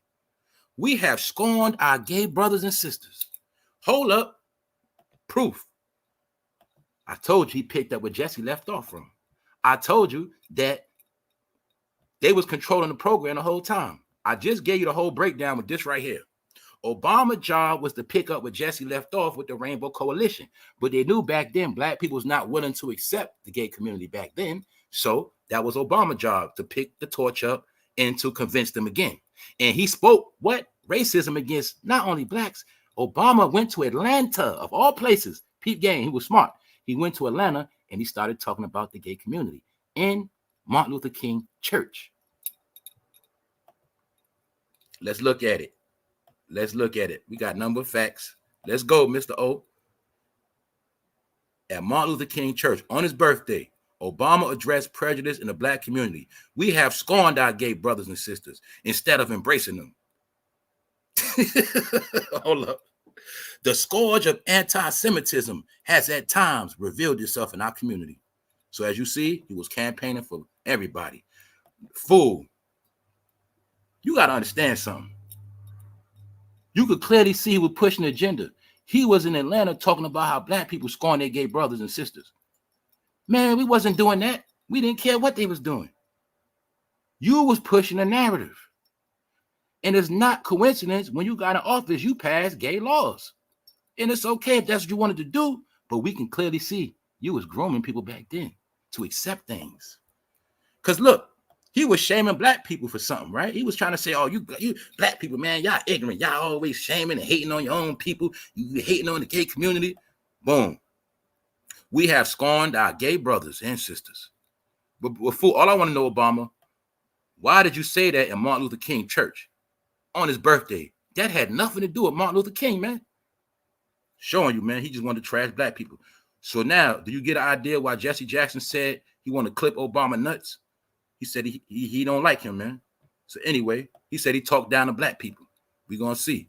Now, look, also, on February 28th, this when he was campaigning, in front of a predominantly black audience in Beaumont, Texas, Obama criticized the lax nutritional standards of some parents, saying basically, parents, you don't feed your kids shit. You don't fucking feed your kids nothing. Y'all have Popeyes out in Beaumont.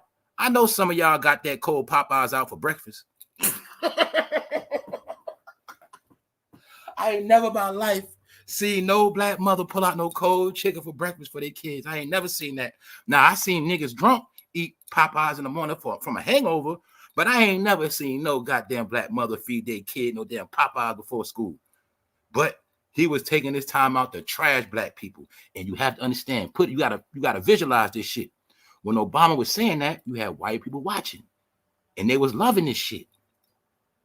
And I showed you, right? He understands when to go into black mode because he learned from Chicago and Harlem. So he'll say, you know, I always be saying, y'all, he try to talk black. Y'all have Popeyes out in Beaumont. I know some of y'all got that cold Popeyes out for breakfast. I know that's y'all laughing. You can't do that. Children have to have proper nutrition. Trashing black people, saying black people so dumb, they feed their kids goddamn Popeyes for breakfast. In reality, we know that's bullshit. We know that's bullshit. Stop it, Obama. Anyway, he ain't stopped there, y'all. On March 4th, 2007, in a speech in Selma, y'all know Selma, Alabama, where Martin Luther King got knocked upside his head, Obama returned to the issues of education and parenting. I don't know who taught them that reading and writing and conjugating your verbs was acting white. We've got to get over that mentality. He basically was saying down south, he was down south basically trying to say y'all talk ignorant. As you see, let me clarify it for you. I don't know who taught them that reading and writing and pronouncing your verbs was acting white. We know this. Now, I'm going to be honest, y'all. It's called proper English. And we all know in the community, when you talk proper English, you're considered to be bougie or cornball. That's why I told y'all on this, I had to curse a lot, talk reckless, because I know that's what black people like. If I was to come on here and talk very educated and professional, black people would get bored. They'll say he think he know everything. He think he's smart. But Obama told niggas to their face, hey, man, y'all talk ignorant. Did you know that talking proper English is how you're supposed to talk? That's really what he was saying. Talking proper English is how you're supposed to talk. It's not talking white. But that's what he was saying on the stage, basically pushing the stereotype that black people talk ignorant and they think that proper English means you're talking white. So as you see, he said it to their face. I don't know who taught them that. Boom. He was also addressing, they was also conditioning the black people mind. Basically, he was telling you got to get out your. Now I'm gonna go back into it and give my opinion. Now I'm just showing you that nigga went on a campaign. So in July that summer, that nigga went back to Chicago to diss some more black people. Again, on focus on parenting. He was focused on parents. There's a reason they go out and shoot each other, because they don't love themselves. And the reason they don't love themselves is because we are not loving them enough. So Obama told you to your face, mothers, you ain't been loving your kids enough, black people. That's why they dying. You ain't been loving them enough in Chicago. You ain't been loving them enough in New York City and in LA. You ain't been loving your kids enough. That's why they getting smoked. Anyway, let's go. He ain't stopped. Obama told a group of black South Carolina state legislators in Chicago, this is what he told them. In Chicago, sometime when I talk the black chambers of commerce, I say, you know, what would be a good idea, what would be a good economic development plan for our community would be if we make sure folks weren't throwing garbage out of their cars. Obama went to these people and said, you know what would be a good idea for the black neighborhood? Man, the black neighborhood would be better if black people stop throwing their goddamn trash out the window. There you go again. Obama is partaking what's basically tantamount to a long-running Sister Soldier campaign. They say that fool went on a Sister Soldier campaign, dissing blacks, demonstrating the white. Check it out. This is what he was doing. He was dissing blacks and demonstrating to white voters that he's not under the standards of the black community, meaning he's not beholding those principles. So this the game he was playing. All right, this the game he played, y'all. And he played the whole game in office. See, I be cool with black people. I talk that black talk, but I also would diss their ass so the white people to know, man, I ain't with that shit they on. I ain't with that shit. But you see me, I tell y'all straight up. I say, look, I got love for my people, but I tell you straight up, if you like this, that, and the third, I don't rock with y'all. I tell you straight up, ain't no hype. But see, Obama was playing a race game because he was backed by millions of white dollars.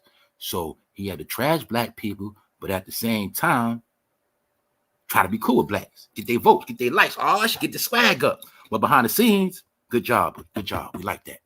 You basically told you told the world black people feed their kids cold Popeye's chicken.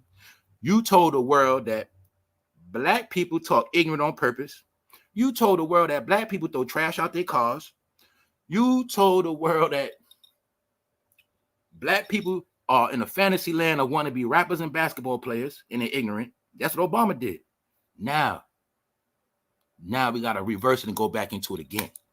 So now we're going to look, was Obama right or was he wrong? Because Jesse Jackson said he wanted to cut Obama nuts because he talked down to black people. So now we're going to look at, was he right or wrong? We take votes around here. Let's go. So boom. Can we say Obama been talking down to black people, what he said? Now, mind you, this the kicker. Obama said all this shit before he got elected. So every black person that voted for him, they had no clue. Anyway, now let's look. Was Obama wrong for what he said? Was he wrong? Was he talking down to black people? Let's look at what he said. Obama dismissed rapping and basketball as a career aspiration. You can't find a job unless you are a really, really good basketball player, which most of you brothers are not. I know you think you are, but you're not. He said you are overrated in your own mind, fool. You are not playing the NBA. You are probably not even a good rapper. Was he wrong for saying that, or was it the truth? Now we got to look at this shit.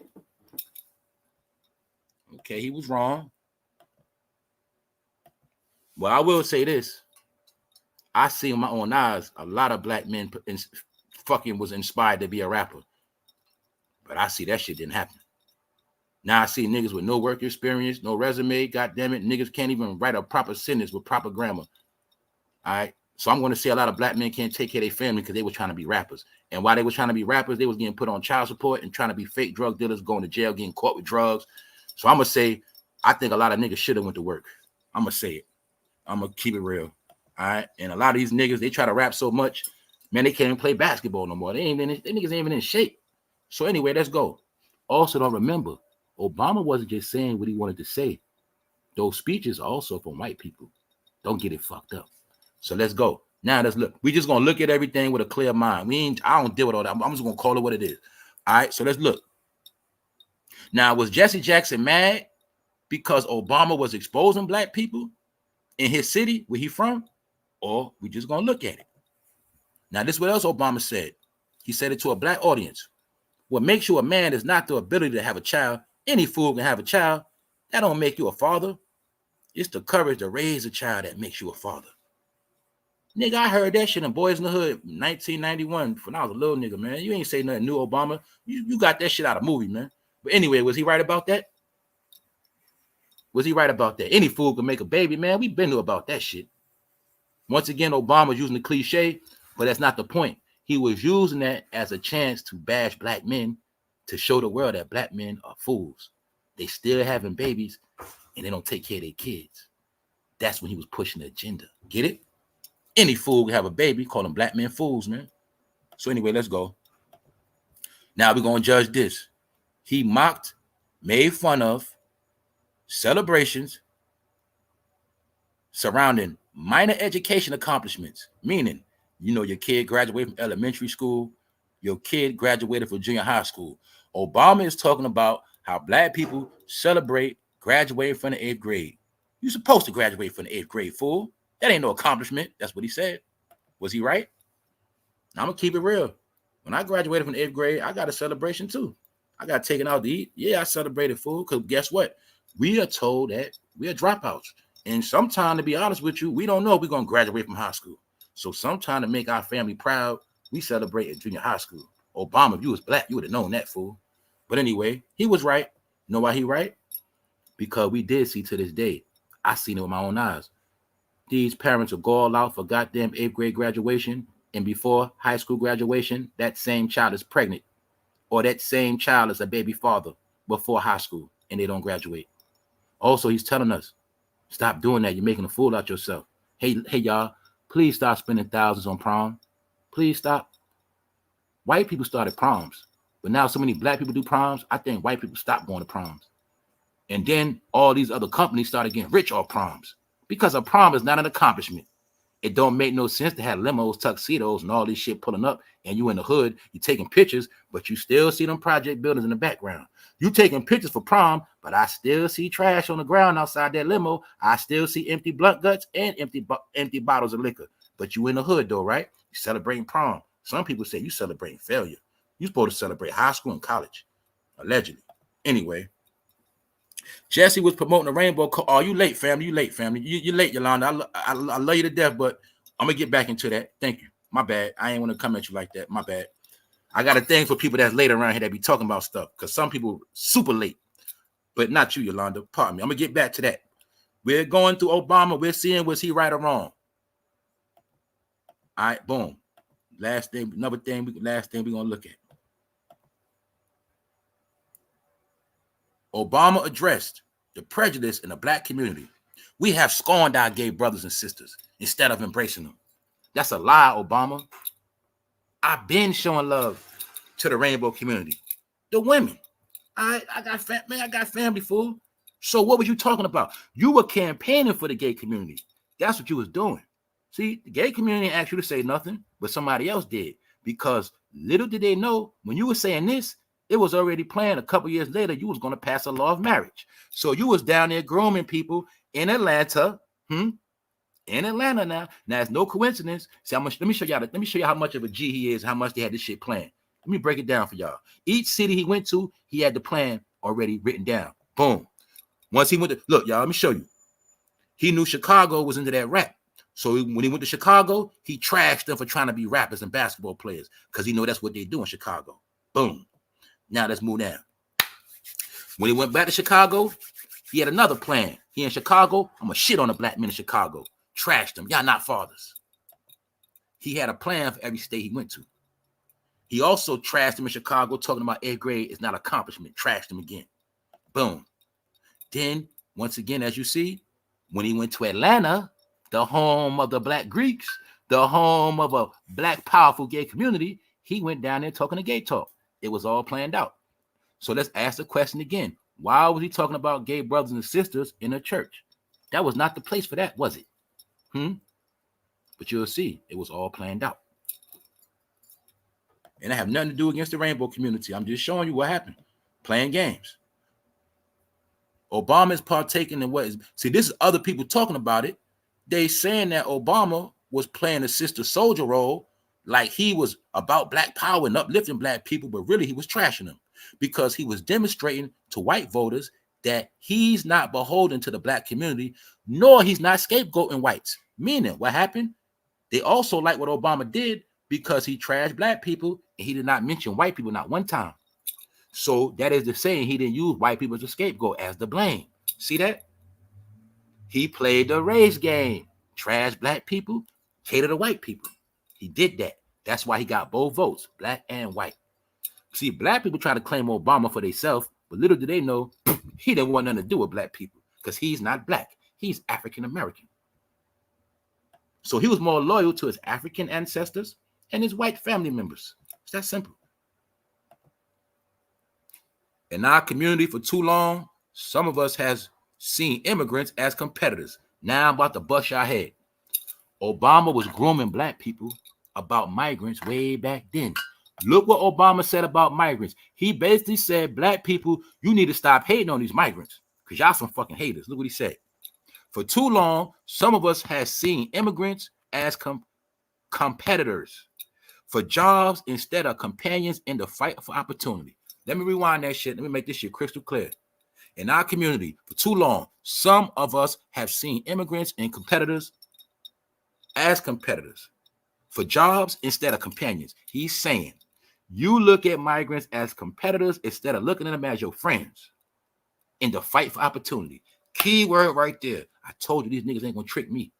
Bro, if it's opportunity, why do we have to fight for it? Y'all get it? For too long, some of us have seen immigrants as competitors instead of companions in the fight for opportunity. Nigga, we been here first. It should be no fucking competition or no fight. It should be, you know what time it is. I thought in this country everything was in black and white. So boom. The point is this. Back then, you were getting groomed for what you see today. Wow. What Obama call it? What he call it? Don't look at it as competition. Look at them as your companion in the fight for opportunity.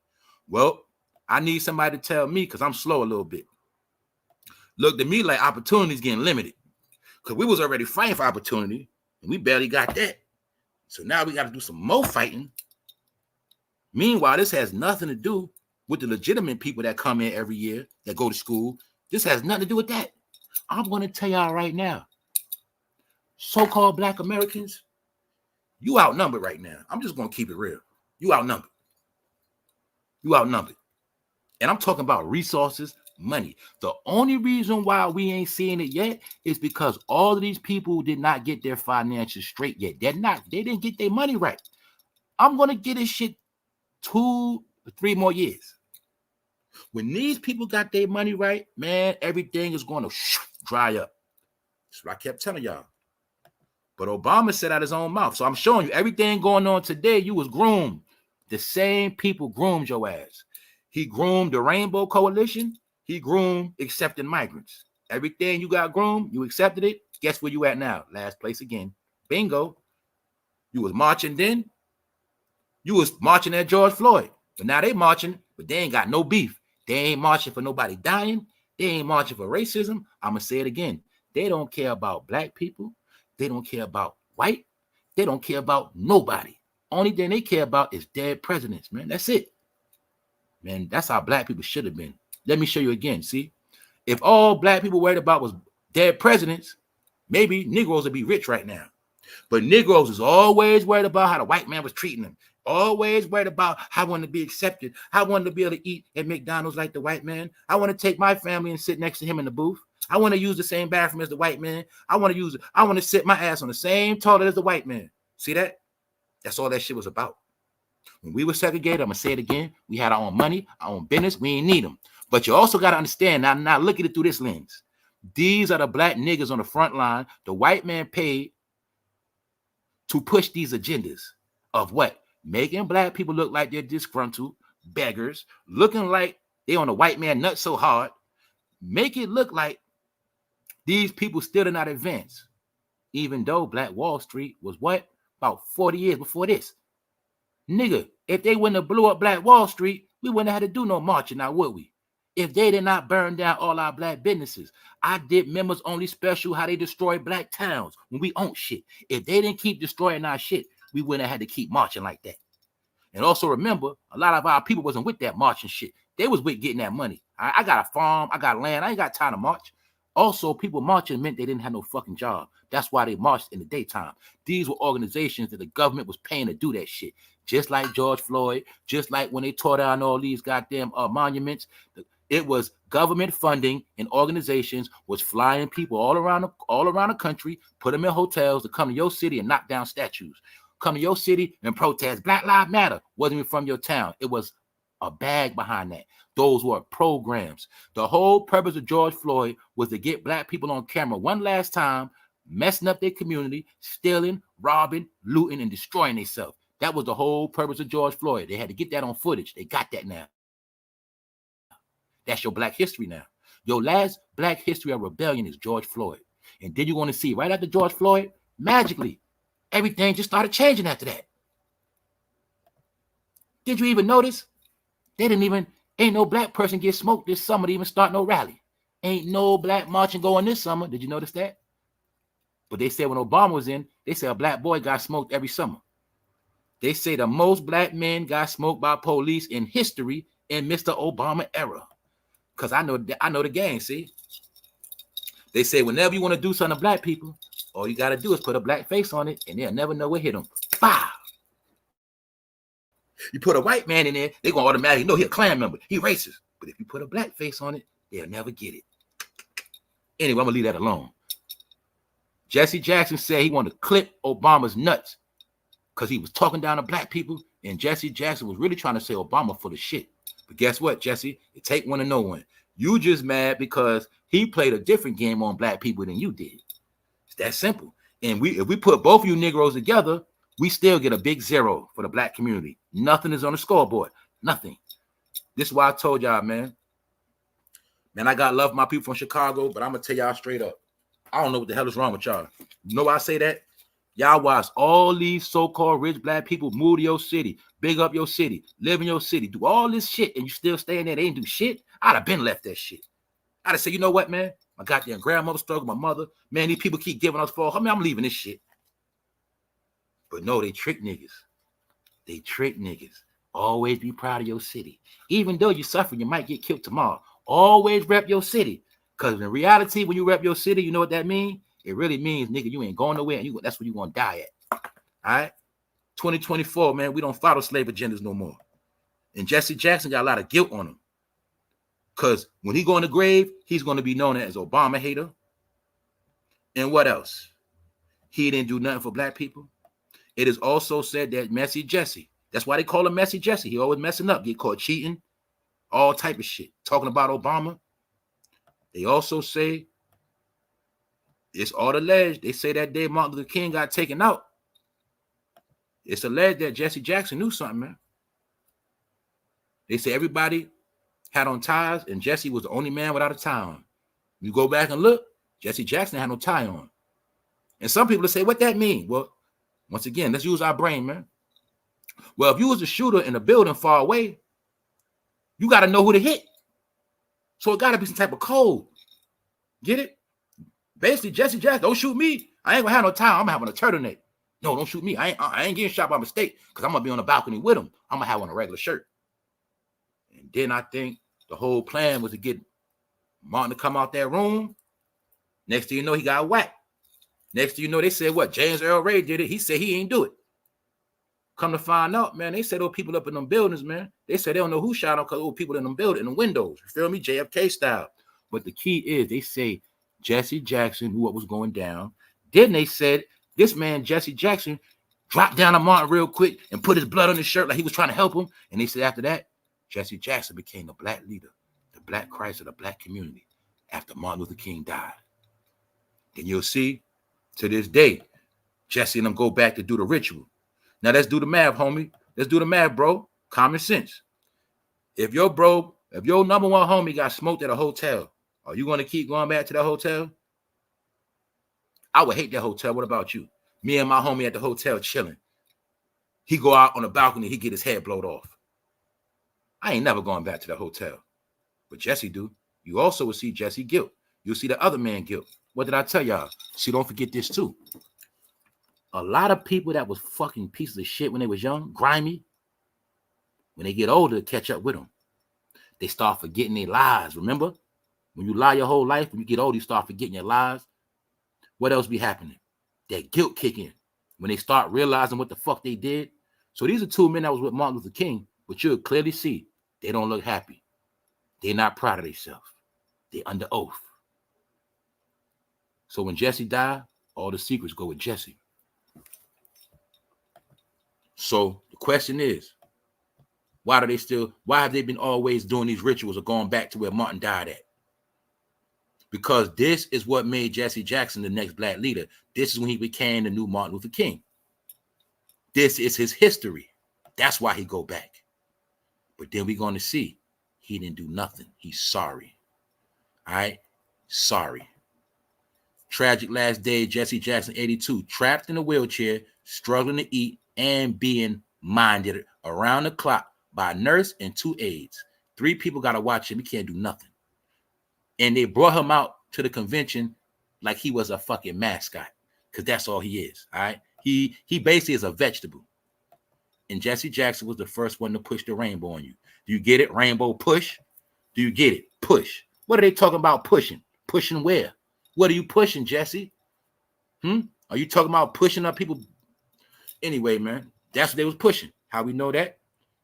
Because Jesse Jackson was the first face of what? Rainbow, man. They always made black people the face of the rainbow. So you see the contradiction? On one hand, they say black people are the most homophobic, but on the same hand, they push the rainbow to black people the most. Or I'll give you another one.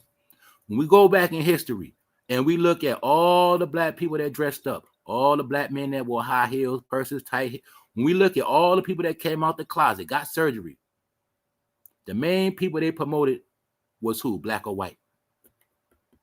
Even though we know rainbow's been around since the beginning of time. Who is the face of rainbow in America? Little Nas X. Who was the first top rapper to be rainbow? Who was the first football player to be rainbow? Who was the first basketball player? Who is the face of the rainbow? Do you get it now? Skittles? Fruit Loops? Do you get it? Who was the first face of it? Well, all you got to know, if you don't know to this day, black people are official face of the rainbow, man. They're the official ones. The rainbow and black is one. People that know law and know rights, you know what I'm talking about. So just get over it. That's what it is. And that's because of him. He's the reason why you call African American, and he is the reason why black people ain't getting nowhere. Remember? Because what you got to remember is this too, y'all. Jesse Jackson was not only your leader, he was also your God.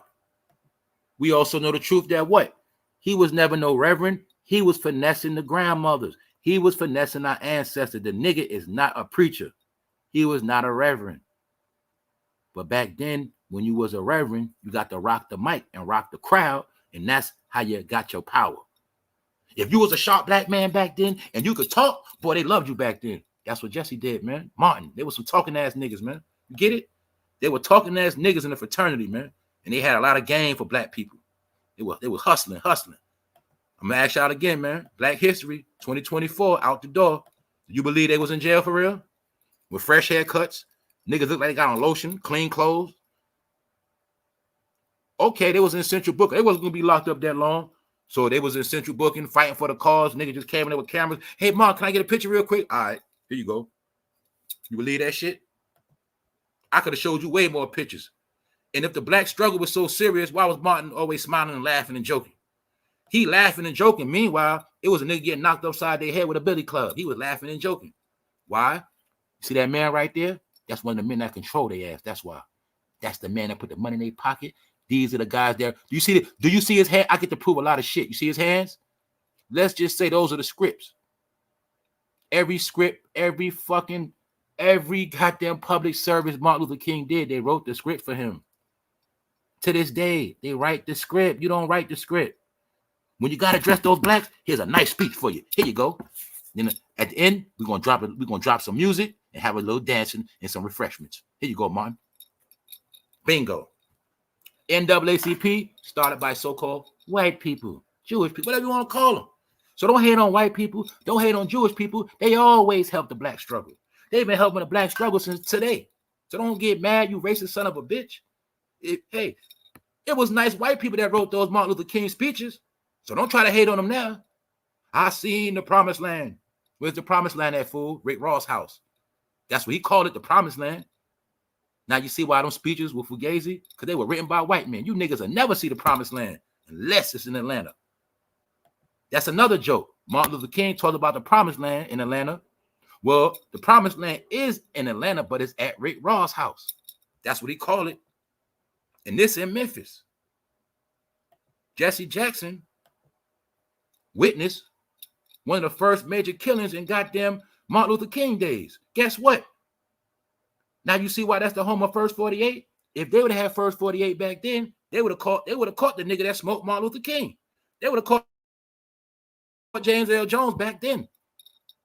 Now you see why Memphis is the home of First 48? Because that is where black people always died at. The ritual of Martin Luther King dying in Memphis was a sign that black people, you will always die. Also, don't forget, y'all, they say the 60s is when the most black people started dying in history. American history, the most blacks started dying in the 60s. When Martin Luther King died, more black people started dying after that. Yeah, we got the numbers, the stats, all the games they was playing on black people, man. They were getting slaughtered in all these cities. I'm talking about more than what we see today. Yep. So anyway, now you know your black history. You ain't never gonna learn this in school. Plus, it's all old. But I'm just showing you, man. That shit was a movie, man. I'm also gonna show you. They also had color back then. A lot of y'all don't know that. They was keeping shit in black and white on purpose. A lot of y'all don't know that. They had color back then. Some of y'all know, some of y'all don't know that. So I'm just gonna keep showing you. That's Jesse to the left. See Jesse March when he was a young man, he was charming them women. I'm gonna keep showing you. If you're black, your whole life was written in a book. It was written in the boardroom. Your whole life been manipulated, controlled, dictated. Whatever way they wanted you to go, they had somebody lead you that way. Whatever they wanted you to believe, they had somebody put it in your head. Everything you get mad over, everything you're happy over, your whole fucking DNA is programmed. Who are the number one people programmed? Anybody calling themselves African American and their ancestors are slaves and they come from Africa. Because this is the program they created for you. They say after slavery, you will have a false world. Guess what else you didn't know? Since those laws got passed after slavery, they said these people will never be accepted. So we will have a whole nother set of laws for them. We will create a whole nother world for them, and they'll never exist in our world. That's why some of y'all still feel left out, lonely. You still feel like you're lost. But the smart people, you get what I said, and you don't feel lost. You're free. You go wherever you want, do whatever you want to do, and you ain't got no problems because you don't think like a slave. So on that note, I'm about to get out of here. That's enough for now, y'all. I'm also going to go back to show y'all, man. We got to also do, let me do the recap. Now, we're going to do this recap one more time. Jesse Jackson was the biggest thing smoking in the 80s. To be honest with you, the only reason why Jesse Jackson lost is because he went up against Ronald Reagan. But the same energy behind that election is the same energy now. Him running against Reagan is the exact same energy as Kamala running against Trump. The same energy. 84, 2024. Get it? Also, you'll see, Bert, this campaign was on May 1st, 1984. Anybody know about May 1st? You know that's an important date. I think they said that's the day the Illuminati got started. I think May 1st. Something like that. But the point is this. He was the king of the blacks before everybody else. After he died, he was the king. So we're going to put charges on Jesse, and we're going to say, nigga, you've been around for 60-some years, but you did nothing for the past 3 generations. So we don't acknowledge you, fool. And we don't care if you're in the wheelchair doodling on yourself. Good for you. All right? Yeah, we don't care. And another thing we're going to look at is how black celebrities have to perform to the day they die, just like back in the day. Ain't nothing changed. T-BOZ rocked the crowd the other night in Ohio, but then a night later, her ass almost died, throwing up vomit, throwing up her guts. We know she got sickle cell. But my point is, like I said earlier, we all know TLC got robbed and jerked. So that means their money's not that long. That means T-BOZ and Chili will have to perform to the day they die. Also, we're not going to forget, Chili was doing so bad, she had to go marry a white man for clout. She has nothing. Nothing. And we also will see how they was pimping their ass. How we know they pimped them? Because they always had them showing their body. Always had them dancing their ass off. But when it was said and done, they didn't have no money. They got pimped. And that is part of her suffering. She got pimped as a little girl, so she got to make the money up as she's grown. Common sense, y'all. How the hell you going to do 10 shows back to back and you're in your 50s? And you don't even work out like that no more. Get it? So T-BOZ, I'm going to say her ass damn near died. You know why we know? Because they said it was so severe, the doctor had to stay with her. She had to be under watch. After delivering an electrifying performance If that performance was electrifying, we know that T-BOZ put her all into it to rock that crowd. And we also know that took a lot of her energy. TLC was eagerly anticipating their next stop at the New York State Fair in Syracuse. However, shortly after arriving in Syracuse, T-BOZ experienced sudden and severe nausea. People that know what severe nausea means, that ain't just throwing up, that's throwing your guts up. Vomiting and intense abdominal cramps. Probably got some blood, probably got cancer infections down there. She was immediately seen by a doctor and subsequently taken to the hospital for further evaluation. You see it, right? Boom. Now allegedly she has abdominal blockage. Sounded to me like her guts is messed up. So mind you, that made them miss 2 jobs. That means her pockets are shorter because she's going to have to perform forever. Because let's not forget this too, y'all. Remember this. You know why they suffer and be broke too? They stupid ass. Because they too good to go to school. They too good to get a regular job. They rather go broke than get a real job. You know what I'm saying? Meaning, when you rich like T-BOZ, she could have went to school in a house and just got her paperwork done. You also going to see what? None of them was smart to start no businesses. T-BOZ, how you from Atlanta and you don't have no businesses in Atlanta? Why are you still about to downstage, T-BOZ? But guess what? When you got jerked as a little girl, it's kind of hard to start your own business in Atlanta when you got jerked. Now you see why they got to perform, man. These are also the people you're witnessing that were all about the fame. See, when they was famous in the light, they didn't care about all that shit.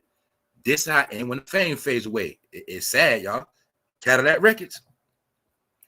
TLC fans' frustration have turned into grave concern. Musicians were slated to perform at the New York State Fair. So as you see, man, it's over. That's Jesse Jackson, T-BOZ, all sick in one weekend. And let's not forget SCARFACE. SCARFACE on his deathbed right now. Something like that. I ain't trying to put death on that man, but SCARFACE been fighting for a long time. Way up and down. SCARFACE was the best rapper from the South. He was the Jay-Z of the South, and he is the one that helped build Rap-A-Lot Records. The money that Drake got from J. Prince, when Drake came to America, he went to J. Prince. It would have not have been a J. Prince if it wasn't for SCARFACE and the Ghetto Boys, Willie D and Bushwick Bill. Hip-hop history, all right? These are the guys that got J. Prince running around. They be like, J. Prince, oh, his son's rich. It's because of the Ghetto Boys, man. And you know it was a beef because SCARFACE and J. Prince had beef. They all had beef with J. Prince because J. Prince ain't paid them their damn money. He jerked their ass, all right? That's the truth. He spent a lot. He probably spending that Ghetto Boy. Look, man, they still play this shit on the radio. Mind playing. They play that to this day. Salute, AI. Salute, man. I tried to cook this morning, bro. I tried, man. You know what I'm saying? I tried, man. Can't have people bored and shit. Also showed y'all Kendrick Lamar's nothing but gimmicks. They're lying to the public, saying we witnessed the biggest battle of all time. We already debunked that. That was a lie. That was a lie. But I'll tell you what, if this was the best rap battle of all time, that is just my proof that hip-hop is over. Bingo. This how desperate people are. This how low we gotten. All right. Now I'm going to show y'all something else, what I said earlier. If it wasn't for the gimmicks, Kendrick Lamar wouldn't have nothing to talk about. As you see, all of these streams come from recent beef. And without that beef, rap is very quiet. Can you see every topic I'm talking about today is every single person that's old? Because there's nothing to talk about. For other people, it ain't nothing, but for me, it is. This was my day to going on Jesse. And we're going to look at one more thing about what Jesse Jackson said for those who pulled up. Because T-BOZ looking like she on the way out. SCARFACE looked like he on his way out. And we know for a fact Jesse Jackson on his way out. But before Jesse leave, we're going to look at what he said about Obama when he didn't know that Mike was recording his ass. And believing that his mic was off, Reverend Jackson whispered to a visibly uncomfortable Dr. Reed Tuckerson that Barack Obama had been talking down to black people and that he desired to cut his nuts off. Why is the thing that make it funny I wish I could have heard that shit live on the air. This nigga did not know his mic was on. So everybody in their mother heard that shit. If I could have heard Jesse say that out of his mouth, man, I pray I wish I could have heard that. To hear a black man talking about, I want to cut his nuts off. But y'all got to understand, he ain't say, I want to slap him. He ain't say, I want to punch him in the face. I want to clip his nuts. Man, that's treacherous. That's some treacherous shit, Jesse, man. Messy Jesse, man. And Obama never forgot that shit. So now let's look at what Obama was saying to black people, man. We're going to look at one more time, and we're going to get out of here, what Obama said to black people and why Jesse got mad. But what Obama said to black people to me had me laughing. So I don't care. All right? Obama was, it was called tough love. Obama hasn't shied away from criticizing aspects of black culture that he sees as contributing to some of the problems the black community faces in America today. Hey, I talk about black problems, but I talk about a lot of solutions. I talk about way more solutions. It's called members only. You know what I'm saying? Yeah. I'm gonna tell y'all straight up. Look, Obama dismissed rapping and basketball, basically talking to delusional black kids that rapping and basketball ain't gonna do it. You can't find a job unless you are a really, really good basketball player, which most of you brothers are not. I know you think you are, but you're not. You are overrated in your own mind. That shit was funny. He told a nigga, you underrated in your own mind. You gassing yourself up. You believe in your own lies. You delusional. That's what Obama told the black kids of Chicago. You are overrated in your own mind. You will not play in the NBA. You are probably not even a good rapper. Maybe you are the next Lil Wayne, but probably not. In which case, you need to stay in school, dummy. I added that part on there. Lil Wayne has made a career out of murdering Jay-Z beats. He's still doing it to this day. I did a video on that, on who's really the GOAT. Sidebar, 2024, modern day and time, who's really the GOAT? Is it Jay-Z? Is it Lil Wayne? I already went through all that. I'll tell you what, we're going to kill it real quick. All I got to do is say, well, who put the most people on? Who made the most people rich? We'll leave it at that. I ain't got to go into nothing else. Who made the most people rich? For my calculations, Lil Wayne made a couple people rich. We also know Lil Wayne was smashing mixtapes way after Jay-Z retired. We know who's the real GOAT of this present day and time. I know people don't want to hear it, but it's the truth. Wayne is the GOAT. And guess what else with Lil Wayne? He's still walking his glory. He don't got to hide out. Lil Wayne be at the football game. Lil Wayne be with the white people. Lil Wayne be on stage. Lil Wayne be everywhere. Everybody love Lil Wayne. Lil Wayne is the GOAT, y'all. I'm going to say it. He's the GOAT. I'm going to leave it at that for right now. If you're talking about music, the most work, the most albums, the most mixtapes, the most verses, the most people put on, Lil Wayne, man. I'm taking off from him. The most cult following, man, you see the whole, man, half this generation got their dreads because of Lil Wayne, man. Just like a lot of niggas ain't gonna cut it. If Lil Wayne cut his shit, watch mad niggas cut their dreads right now. Niggas will cut it. Cause that's because of Lil Wayne, man. Some black men, Lil Wayne is their daddy, low key, and their uncle, man. They look up to Lil Wayne, man. A lot of men do. So stop playing and stop lying, man. I see more people trying to be Wayne than Jay-Z, period. So we're gonna leave it at that. And we're gonna get back to Messy Jesse real quick. We just went to Lil Wayne because because Obama told the niggas in Chicago, you ain't gonna be like Lil Wayne. All you niggas gonna do is drill and kill yourself, and that's it. And we see that's what happened. They didn't come out no more rap. Now we're gonna look at what else Obama told the black people to their face, because he don't talk behind black people back. He say it to their face. He told the black men straight up, what makes you a man is not the ability to have a child. Any fool can have a child. That doesn't make you a father. It's the courage to raise a child that makes you a father. Obama, did we not see your kids smoking weed, all type of shit? Something like that. I'm going to leave that alone. Once again, Obama was campaigning and he was trashing black people. So he went down to Atlanta and he went to Martin Luther King Church and he was trolling black people again. This is what he told black people. Obama addressed the prejudice in the black community. See that? Y'all always talking about, oh, black people can't be racist. Black people ain't prejudiced. Well, that's what Obama said. You prejudiced. Look what Obama said. We have scorned our gay brothers and sisters instead of embracing them. The scourge of anti-Semitism has at times revealed itself in our community. Now, he also tried to say black people hate on Jewish people. Do you see this?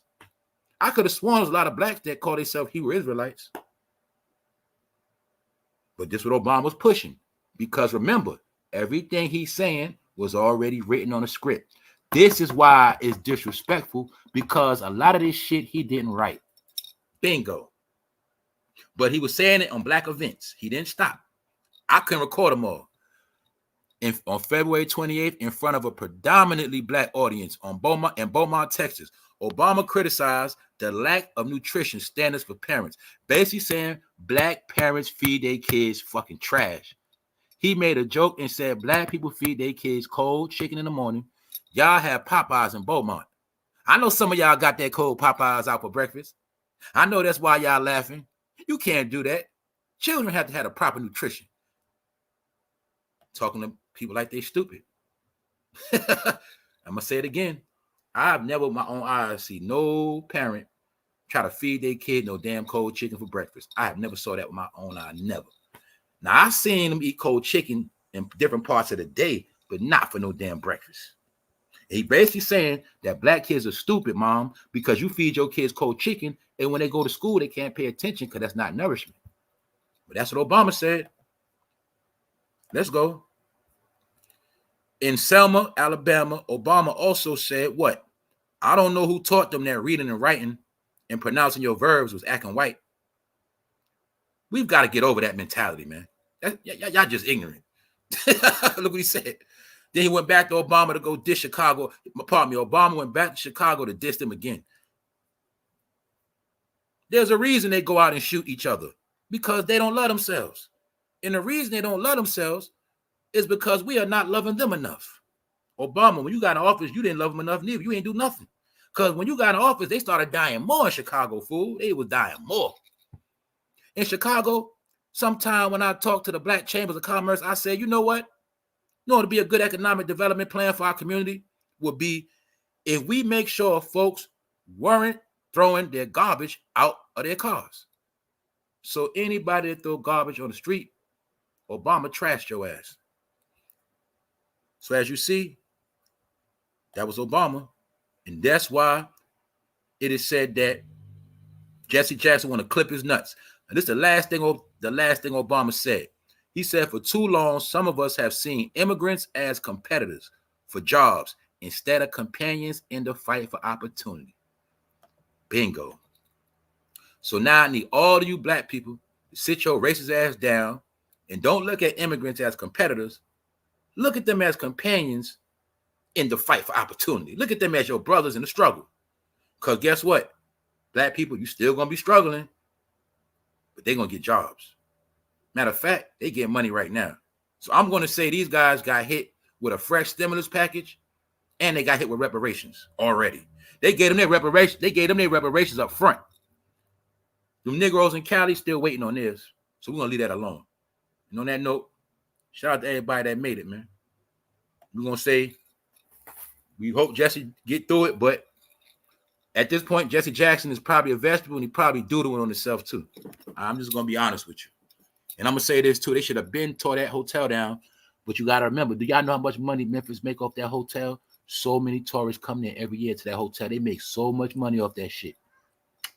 And that hotel promote Black death. They say after Martin Luther King died, they say black people was never the same back then. Man. Black women had to get on welfare because black men were failing to support their families.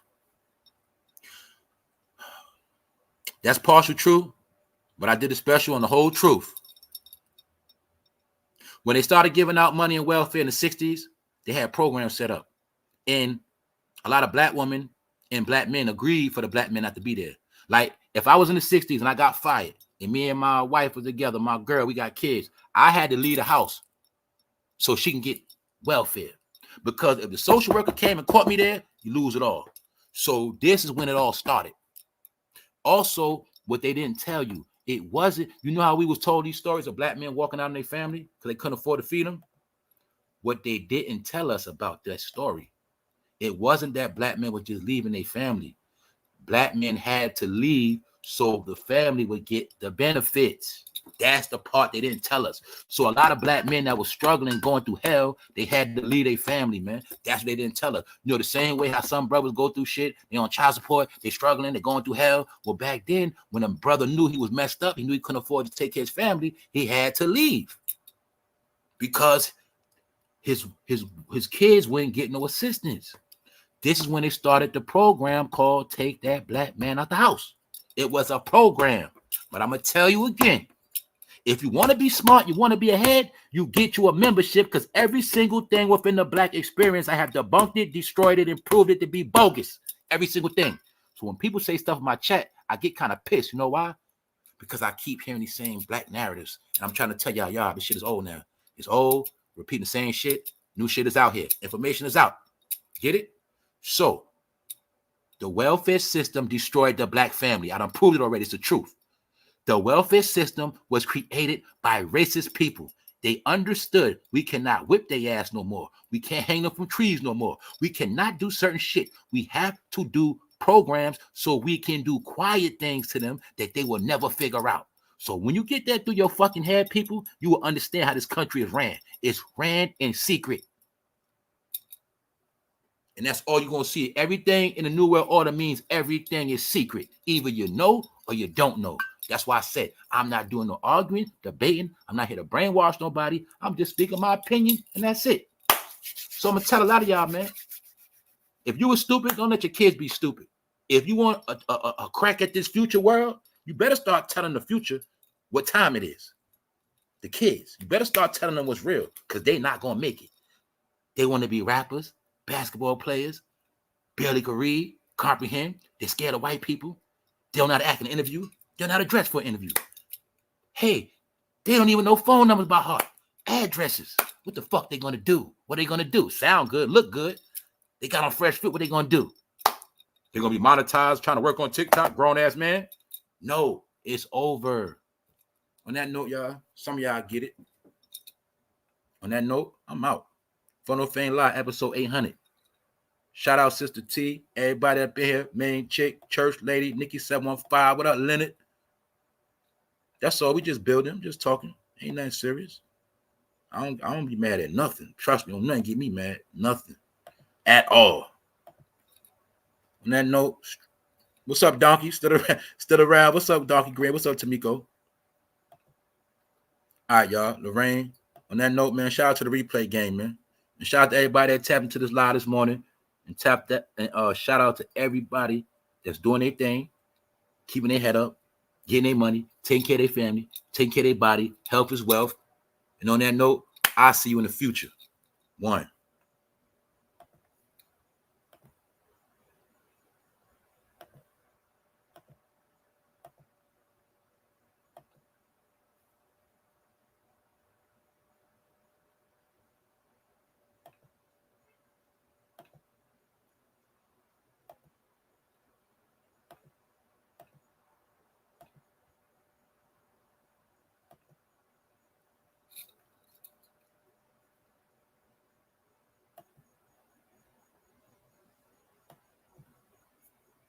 And this is the thing about Jesse too, y'all.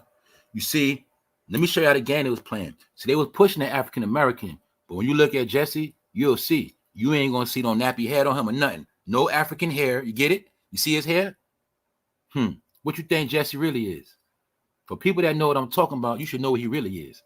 This is my point. A lot of them knew they was black Indians, but they went with the agenda to push black African American. You'll clearly look at this man and see he has no African in him at all. You'll clearly see it. For people that know what I'm talking about.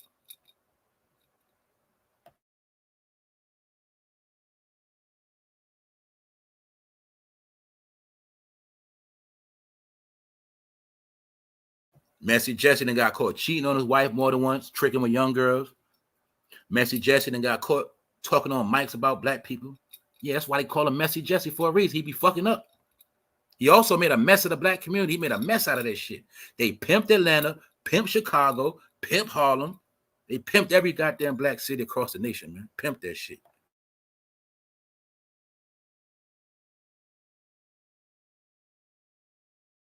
Pimped all our grandmothers, all our aunties, pimped every goddamn body.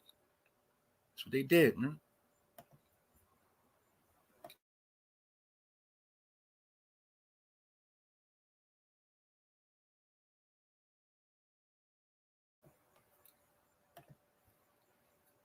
Jesse. All I want to know is, when did Jesse become a preacher? When did he become a real reverend? They was throwing on outfits, standing in churches, perpetrating a fraud. You know that nigga whole church was about cliches. And Moses went up the mountain and he blew him up with the calf. Nigga, just whole church. And Moses had to part the Red Sea. Nigga, whole gospel was cliches from Sunday school. That's the black church, man. That's why a lot of y'all been in church your whole life, but you still don't know nothing. Still don't know. I bet you. All right, look. You don't know shit about the Bible, but you know the story of Adam and Eve, don't you? You know all the kiddie stories. See, I'm going to troll you real quick. You're a grown ass. Only thing you know about the Bible is all the kiddie stories, man. You remember that from Sunday school. You ain't learned nothing. Adam and Eve. Then what else black people going to talk about? Moses splitting the Red Sea. Sodom and Gomorrah. Niggas know that. Niggas know that story real good. Sodom and Gomorrah, niggas know that. What other story niggas know in the Bible? The flood. Yeah, you know every teaching of the Bible that you was taught in Sunday school, which means a lot of y'all didn't grow up.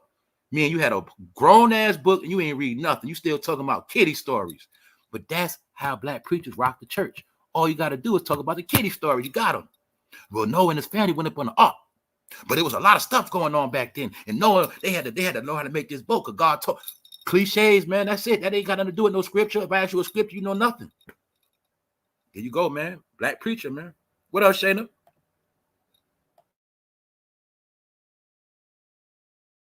What's up, church lady?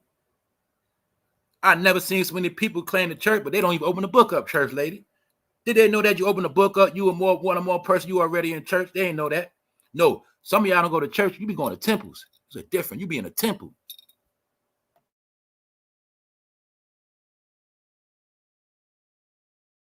2012, the campaign called "Don't Call Me African American No More." People was talking about that 10 years ago, 12 years ago. 2012, check the date. Let me show you the date right here. May 2012. Or should I? Yup. 2012, y'all. People been got off that boat. African American. It's old, man. All right, T-BOZ need to get some help and sit ass down too.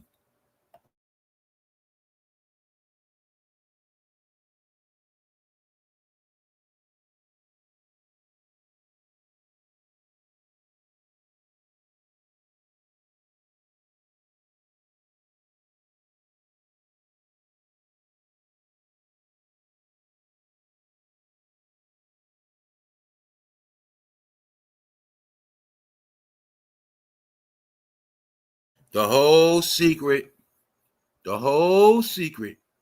is you have to teach yourself.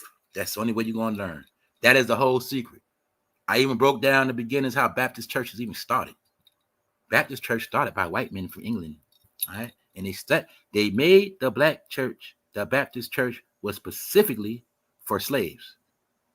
They knew slaves needed religion when they was brainwashing slaves. So the only form of religion they can get was Baptist. And that's what was fed to you your whole life. Also, they made rules and regulations within the Baptist church that the preacher does not have to break down scripture with clarity. He don't have to do that. So the whole purpose, what I've been telling y'all, which you should already know, if you're in the Baptist church, you have to learn yourself. That's how it always been. And this how they was able to trick you to being a sinner. They didn't trick you to be a sinner. It's just designed for you to be a hypocrite, because it's designed for you to go to church all the time, but when it's all said and done, you don't know nothing. But you know about everything else, but you're never going to know the book. It was designed to make you all hypocrites and fools. That's why it was made like that, the Baptist church.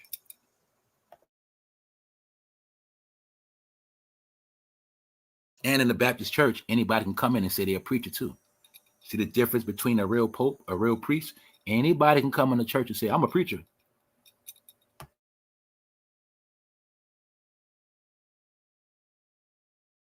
Those are two preachers right there.